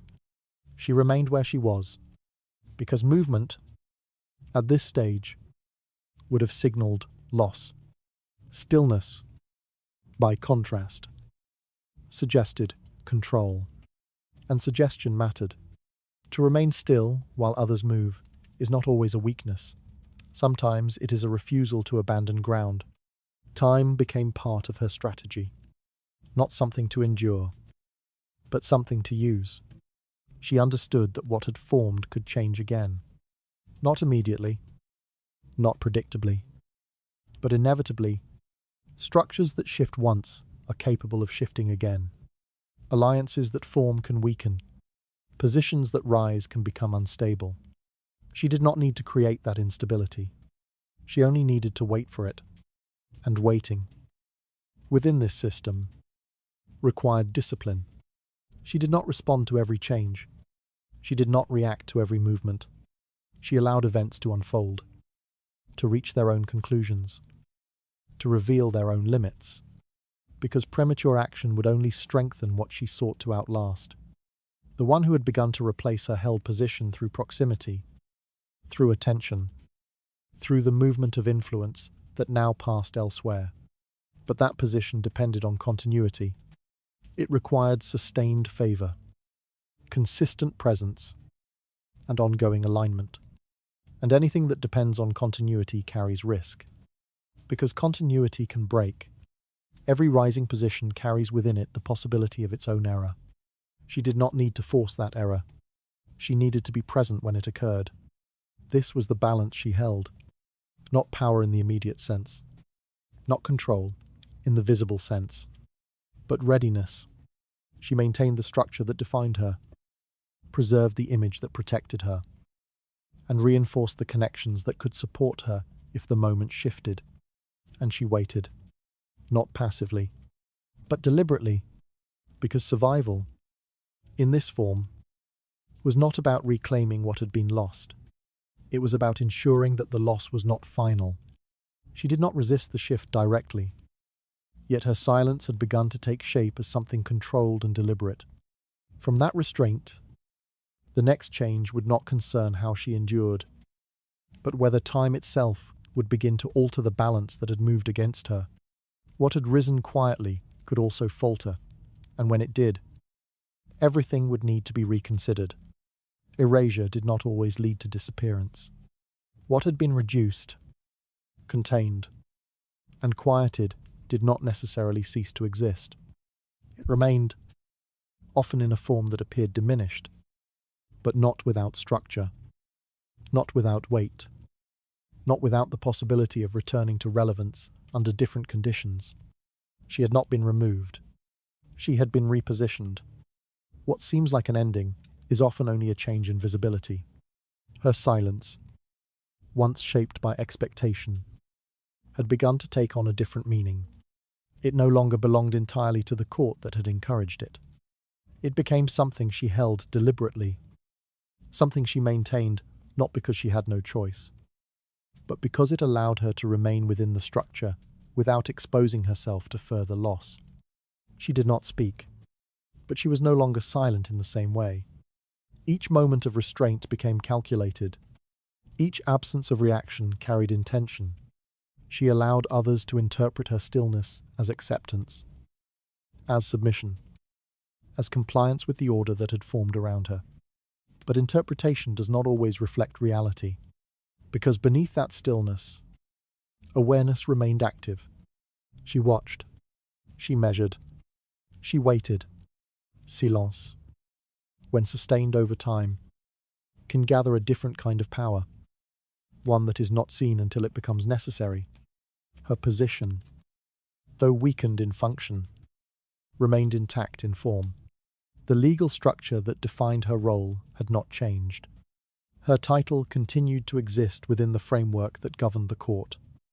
Her place still recorded, still acknowledged in every setting where formal recognition mattered. Nothing had replaced that. Nothing could easily replace that, because legality does not shift as quickly as attention. And while attention had moved, the foundation beneath her position remained. This distinction, though not visible in daily movement, carried weight over time. Others understood this. Quietly, those who observed beyond the immediate began to recognize that her position had not disappeared. It had been set aside. And what is set aside can be returned to, depending on how circumstances evolve. They did not move toward her immediately, but they did not move entirely away either. A position grounded in law does not vanish easily. It waits for the moment when it becomes necessary again. Time began to take on a different role within the structure. It was no longer only something that carried her further from what had been. It also carried the possibility of change for those who had risen in her place. Because what had shifted once could shift again. The presence that now held influence depended on continuity. It required attention to remain stable, required alignment to remain effective, and required favor to remain intact. And continuity is never guaranteed. Favor changes. Attention moves. Alignment breaks. These were not immediate events. They did not occur on demand, but they existed as possibilities. And possibility, when combined with patience, becomes something that can reshape outcomes. Power that rises quickly often depends on conditions that cannot be sustained indefinitely. She did not attempt to accelerate this. She did not act to disrupt what had formed. Instead, she allowed time to unfold as it would, maintaining her position in a way that preserved its integrity. She did not diminish herself to fit the role others expected of her. She held to the structure that still recognized her, even if that recognition no longer carried immediate influence, because what remained mattered, not in the present moment, but in what could follow. Her alliances, though quiet, still existed. Her reputation, though contained, remained intact. Her position, though weakened, was not erased. These elements did not create power immediately, but they preserved the possibility of it. And possibility, within a structure that had already shown itself capable of change, was enough. The court continued to move. It adapted to the current arrangement, aligning itself with the center that held influence now. But beneath that adaptation, an understanding remained that stability within such a system was always conditional. Nothing is held permanently. Nothing remained fixed. And those who endured without collapsing entirely often found themselves positioned differently when change returned. Endurance is not passive when it preserves what others have lost in the moment of adjustment. She existed within that understanding, not as a figure of immediate control, but as a presence that had not been fully removed. She remained within the structure, held by it, defined by it, and still capable of being repositioned within it under different conditions. What had been taken from her had not been destroyed. It had been displaced, and displacement is not the same as disappearance. Time, which had once seemed to work against her, now became something she could allow to work in her favor. If she remained intact long enough to meet it when it shifted. Her erasure had not removed her from the structure, but it had changed how she existed within it. From that endurance, the next change would not come from her actions, but from the instability of what had replaced her. What appeared secure now would begin to show its limits, and when it did, the balance would no longer hold. Change did not begin inside the household. It arrived from outside. The court, which had once seemed stable in its quiet adjustments, was never isolated from the larger forces that shaped it. Alliances shifted beyond its walls. Interests realigned. Pressures accumulated in ways that could not be contained within private arrangements. What had once appeared settled began to loosen. Power within the court is never separate from the forces that surround it. New alignments formed, not suddenly, not with open declaration, but through agreements made elsewhere, through families whose interests extended beyond a single household, through negotiations that connected influence across regions, through obligations that could not be ignored without consequence. These changes did not target her directly, but they altered the environment in which she existed.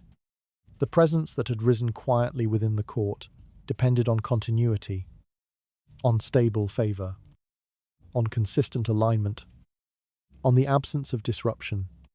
It had grown within a space where attention could move freely, where influence could shift without resistance. That space began to narrow. Those who had supported it began to reconsider their position, not out of doubt, but out of necessity.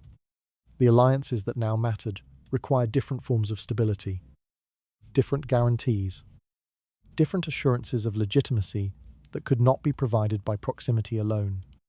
And proximity, without support, weakens quickly. Influence built on favor cannot withstand pressure that demands structure. The court adjusted, not through confrontation, but through recalibration. Attention shifted again, not abruptly, but with a consistency that reflected the new priorities. Conversations that had once moved toward the emerging center of influence began to return to the formal structure. Decisions that had been shaped elsewhere began to require validation within established roles. The informal path narrowed. The formal path regained weight.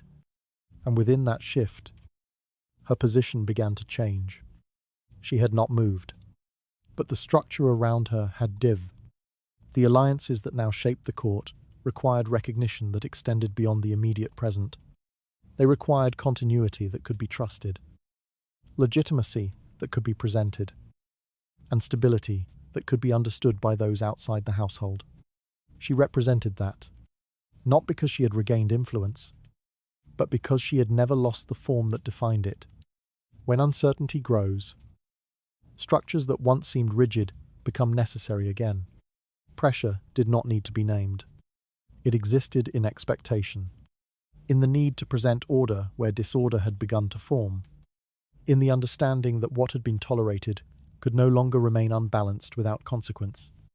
The marriage, which had once been allowed to function as a quiet arrangement, returned to its original role, not as a personal bond, but as a political necessity.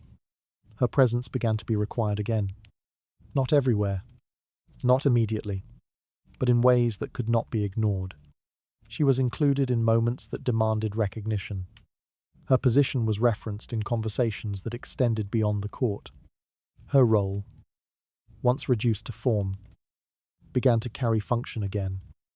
Because function was now required to maintain stability, this did not restore what had been lost. It reactivated what had remained. What survives beneath change often becomes the foundation when change can no longer sustain itself. The one who had replaced her did not disappear, but the space that had allowed that position to grow was no longer the same. It required support that could not be guaranteed, alignment that could not be maintained, an acceptance that no longer extended as easily as before. Attention, once freely given, became measured. Presence, once sufficient, became conditional. And within those conditions, the balance shifted again. She did not reclaim power through action. She allowed the structure to return to her, because the structure needed her. The court did not announce this. It did not acknowledge reversal. It simply moved in a different direction. And that direction placed her back within its movement. Not as before, but not as she had been reduced to either.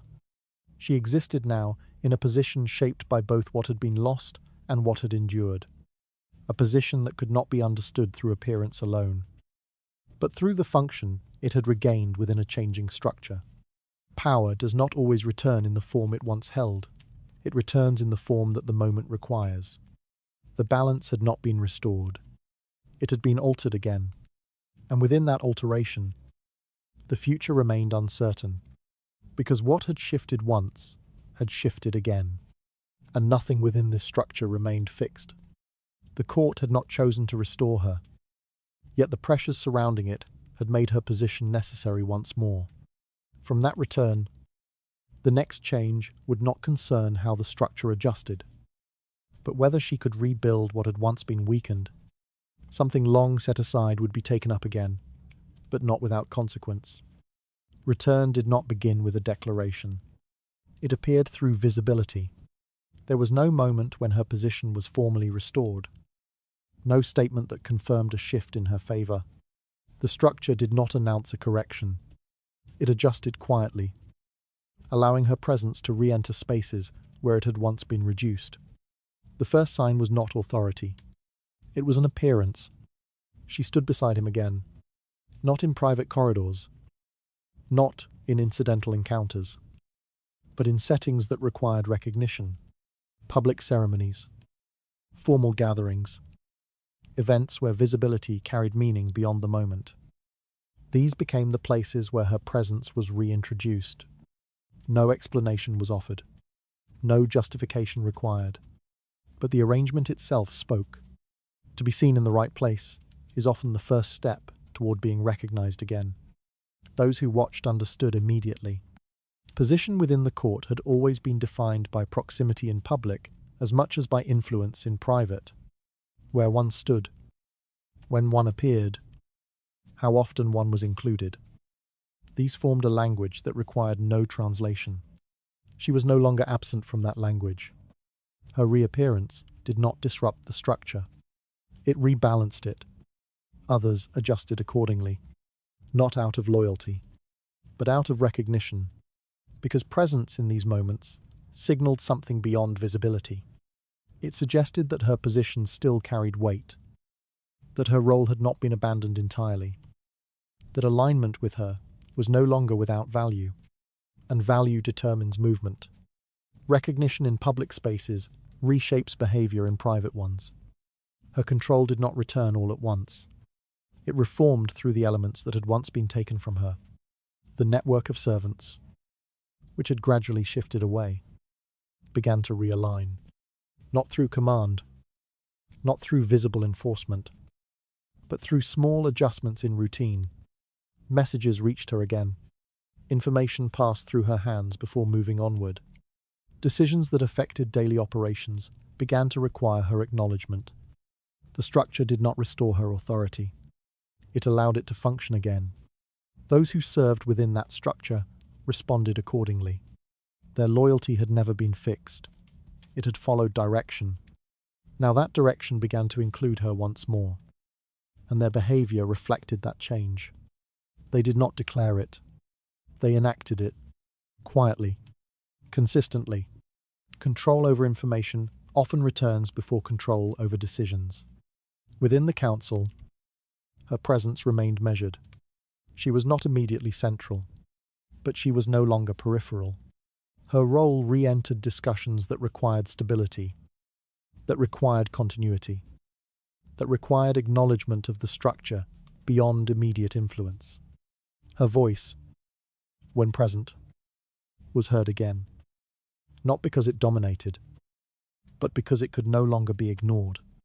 Others listened, not with certainty, but with attention, and attention, once restored, creates space for influence to grow again. She did not attempt to reclaim everything at once. That would have exposed the fragility of her return.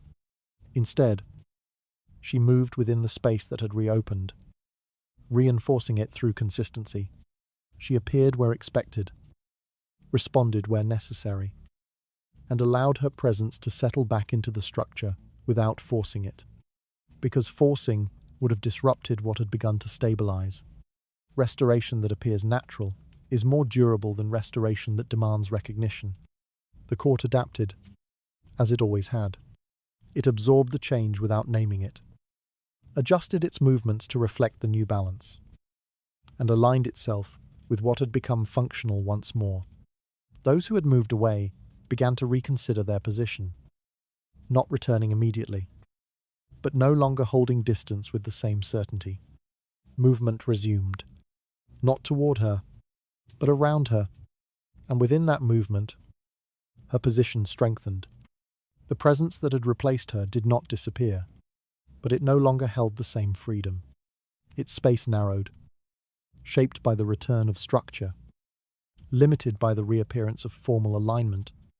What had once expanded without resistance now existed within boundaries that could not be ignored. She did not remove it. She outlasted its conditions. Power regained through endurance does not erase what came before. It redefines its limits. Her position was not the same as it had been. It could not be. Too much had shifted. Too much had been revealed. But it was no longer empty. It carried a function again. It shaped the movement again. It held meaning beyond form. And that was enough. Because within this structure, complete restoration was never the goal. Stability was, and stability had returned to her presence. Not fully, not permanently, but sufficiently to alter what followed. Her presence had re-entered the structure, not through declaration, but through visibility that others could no longer ignore. From that return, the next change would not concern what she had regained, but whether this position could hold without further shift. The structure now carried her again, yet it remained uncertain how long it would continue to do so. Endings do not always arrive as events. Sometimes they settle. What had once shifted, resisted, and adjusted could reach a point where movement ceased, not because balance had been restored, but because the structure had accepted a new form of stability. She was still there, but nothing around her required her anymore. A position can survive long after its purpose has disappeared. Her title remained intact. It was spoken in the same way, recorded in the same places, acknowledged in the same formal settings that had always defined her role.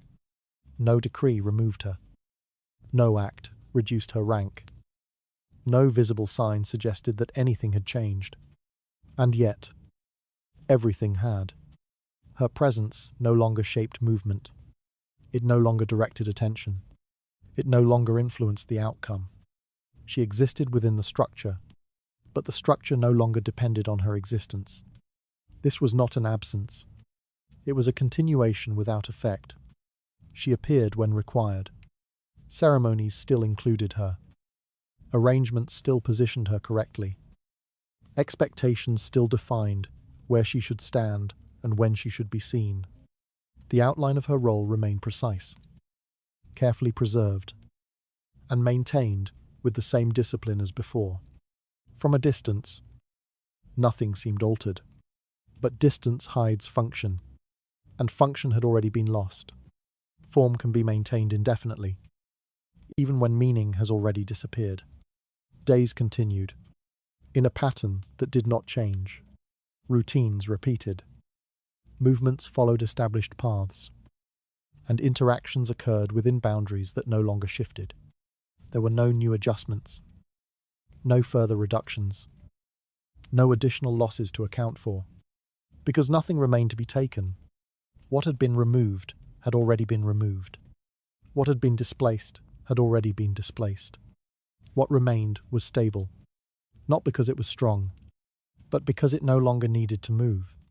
The court accepted this, not openly, but completely. It no longer recalibrated around her, no longer considered her position as something that might change again. It moved past her, around her, beyond her, without disruption, without hesitation, without acknowledgement. She became part of the background of its operation, visible, recognized, but not engaged. To be acknowledged without being involved is to exist as a symbol rather than a force. Time extended this condition, not in a way that altered it, but in a way that confirmed it. Each passing day reinforced the same pattern. Each repetition solidified the same understanding, that her role would not return, that her position would not shift, that what remained was not temporary. It was permanent. She did not resist this. There was nothing left to resist.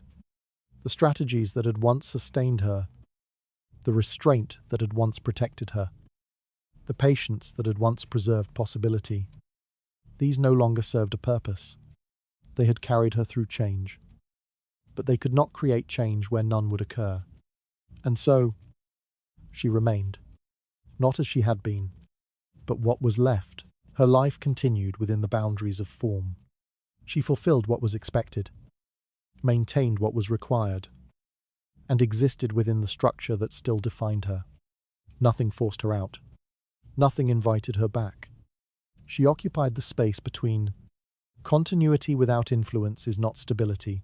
It is stillness without direction. Those around her adjusted to this reality completely.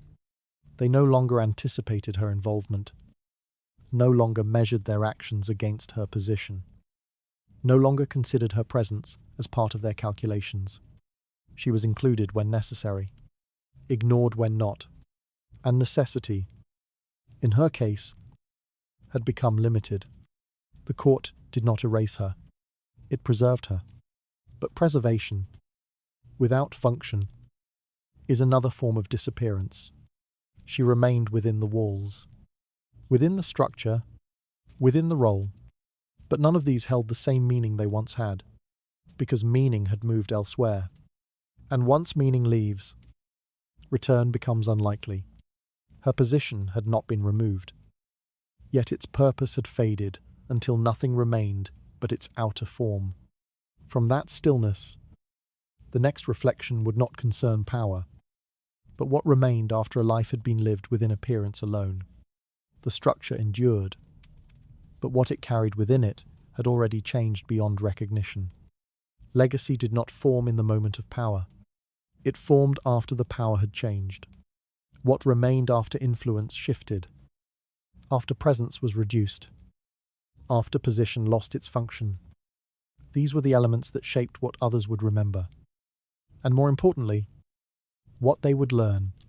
She was still there, but what she represented had already begun to transform. What endures is not the moment of control, but the memory of how control was lost. Her children observed this without being taught. They did not need explanation, nor did they require instruction.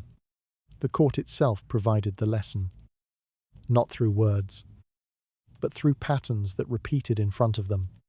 They saw how attention moved, how presence shifted, how a position that once defined everything could slowly become secondary without ever being removed.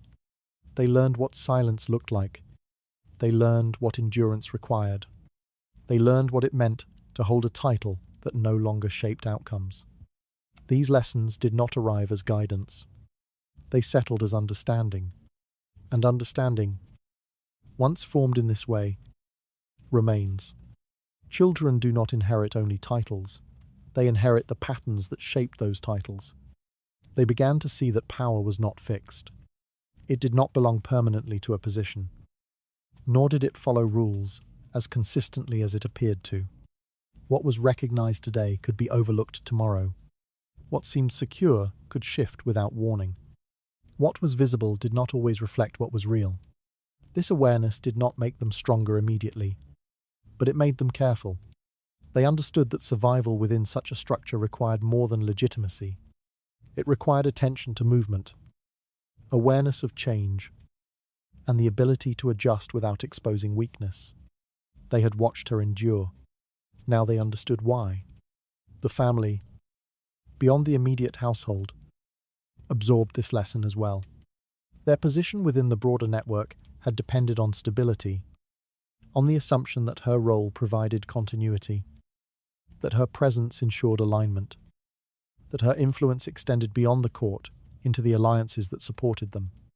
That assumption had been challenged, not through removal, but through reduction, and the reduction revealed vulnerability.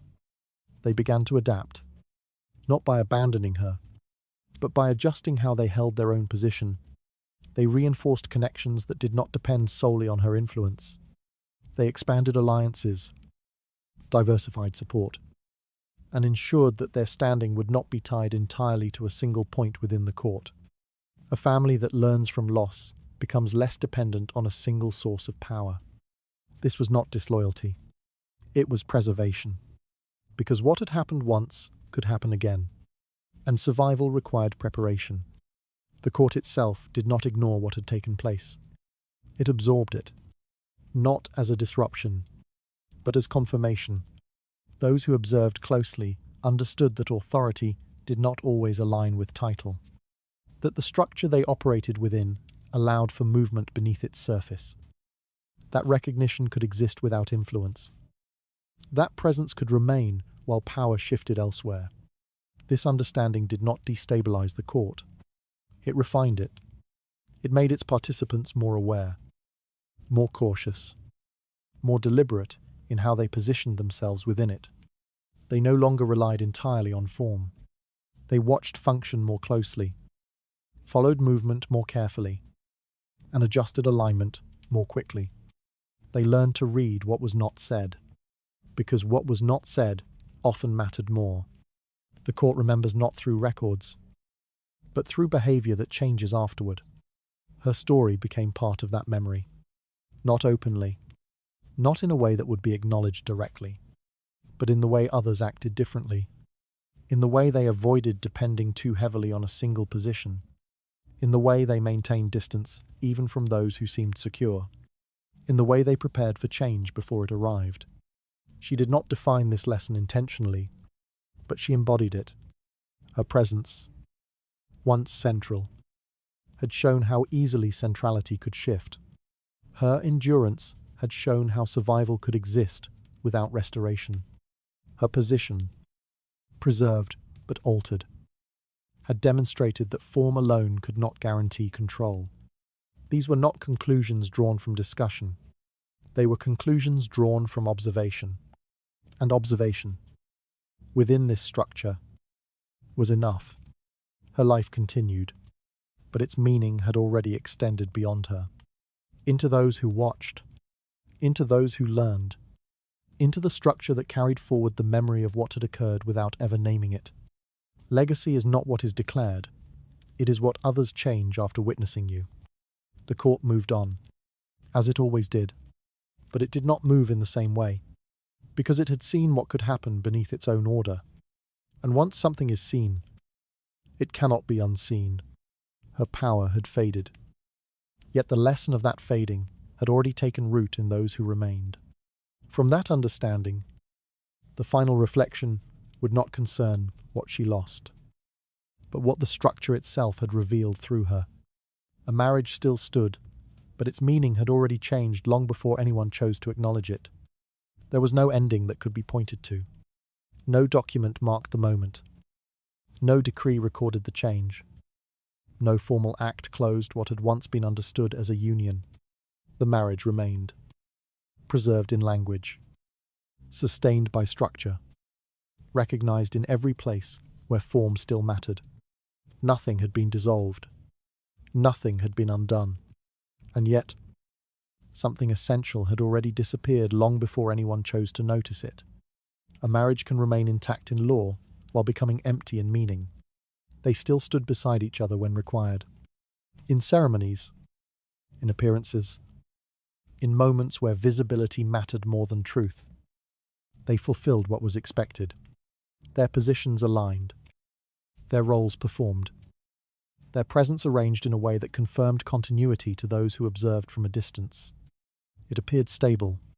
It appeared complete. It appeared unchanged. But appearance, as it had always done within this structure, concealed more than it revealed, because what defined their union no longer existed between them. No shared movement, no shared influence, no shared purpose. Only the outline remained. Continuity can be maintained even when the connection has already been lost. The court accepted this without resistance. It did not require authenticity. It required stability. As long as the form held, as long as the structure remained unbroken, there was no need to question what lay beneath it. The marriage fulfilled its role not by being real, but by appearing real enough to support what depended on it. And so, it continued. Not as a bond, but as a function. She remained within it, not as she had once been, but as the structure still required her to be, visible, recognized, contained within a position that no longer gave her influence, but still gave her shape. Her disappearance had not occurred in a single moment. It had unfolded gradually, through absence, through silence, through the quiet withdrawal of everything that had once made her central. By the time it could have been named, it had already been completed, and no one named it, because naming it would have required acknowledgement, and acknowledgement would have disrupted the order that depended on its silence. What is not spoken within a structure often defines it more than what is declared. Her life continued within that silence. Days passed in the same measured rhythm. Movements followed familiar patterns, and expectations remained clear. Nothing forced her out. Nothing invited her back. Nothing altered the space she occupied. It simply remained. As she remained, within a form that held her without restoring her, within a structure that recognized her without relying on her, within a marriage that continued without containing what had once defined it, the court moved forward. It always did, absorbing what had happened, adapting without pause, carrying the shape of stability, even as its meaning shifted beneath it. Those who observed understood what had occurred, even if they never spoke of it. They adjusted their behavior, their expectations, and their alignment, ensuring that they would not be placed in the same position. They learned, and then they continued, because continuation was what the structure required most. Not true, not resolution, only the ability to move forward without breaking. Endings, when unacknowledged, do not stop the structure.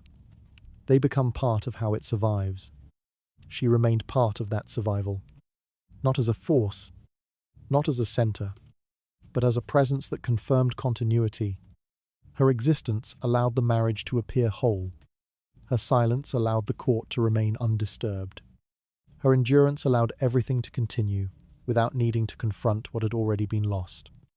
And in that sense, her disappearance was complete, not because she had been removed, but because nothing required her to return.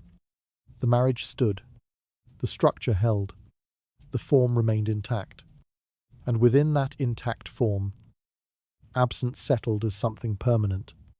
Nothing had been broken. Yet everything that once gave the marriage meaning had already faded beyond recovery. Within that quiet continuation, what remained was not a union, but a structure that no longer required what it once depended on. And long before anyone could call it an ending, it had already become something else entirely. Now, as you settle into the quiet after this long unfolding, You might begin to notice how still everything feels when nothing is left to change. There is no conflict here, no final resolution, no moment where everything is clearly concluded, only a structure that continues, and a life that moves within it, shaped not by what was declared, but by what was slowly allowed to disappear. You can imagine the corridors now, unchanged, dimly lit, carrying the same quiet echoes they always have. Footsteps pass as they always did. Voices rise and fall somewhere beyond reach. Nothing in the walls reveals what has shifted within them. And yet, you have followed it from the beginning.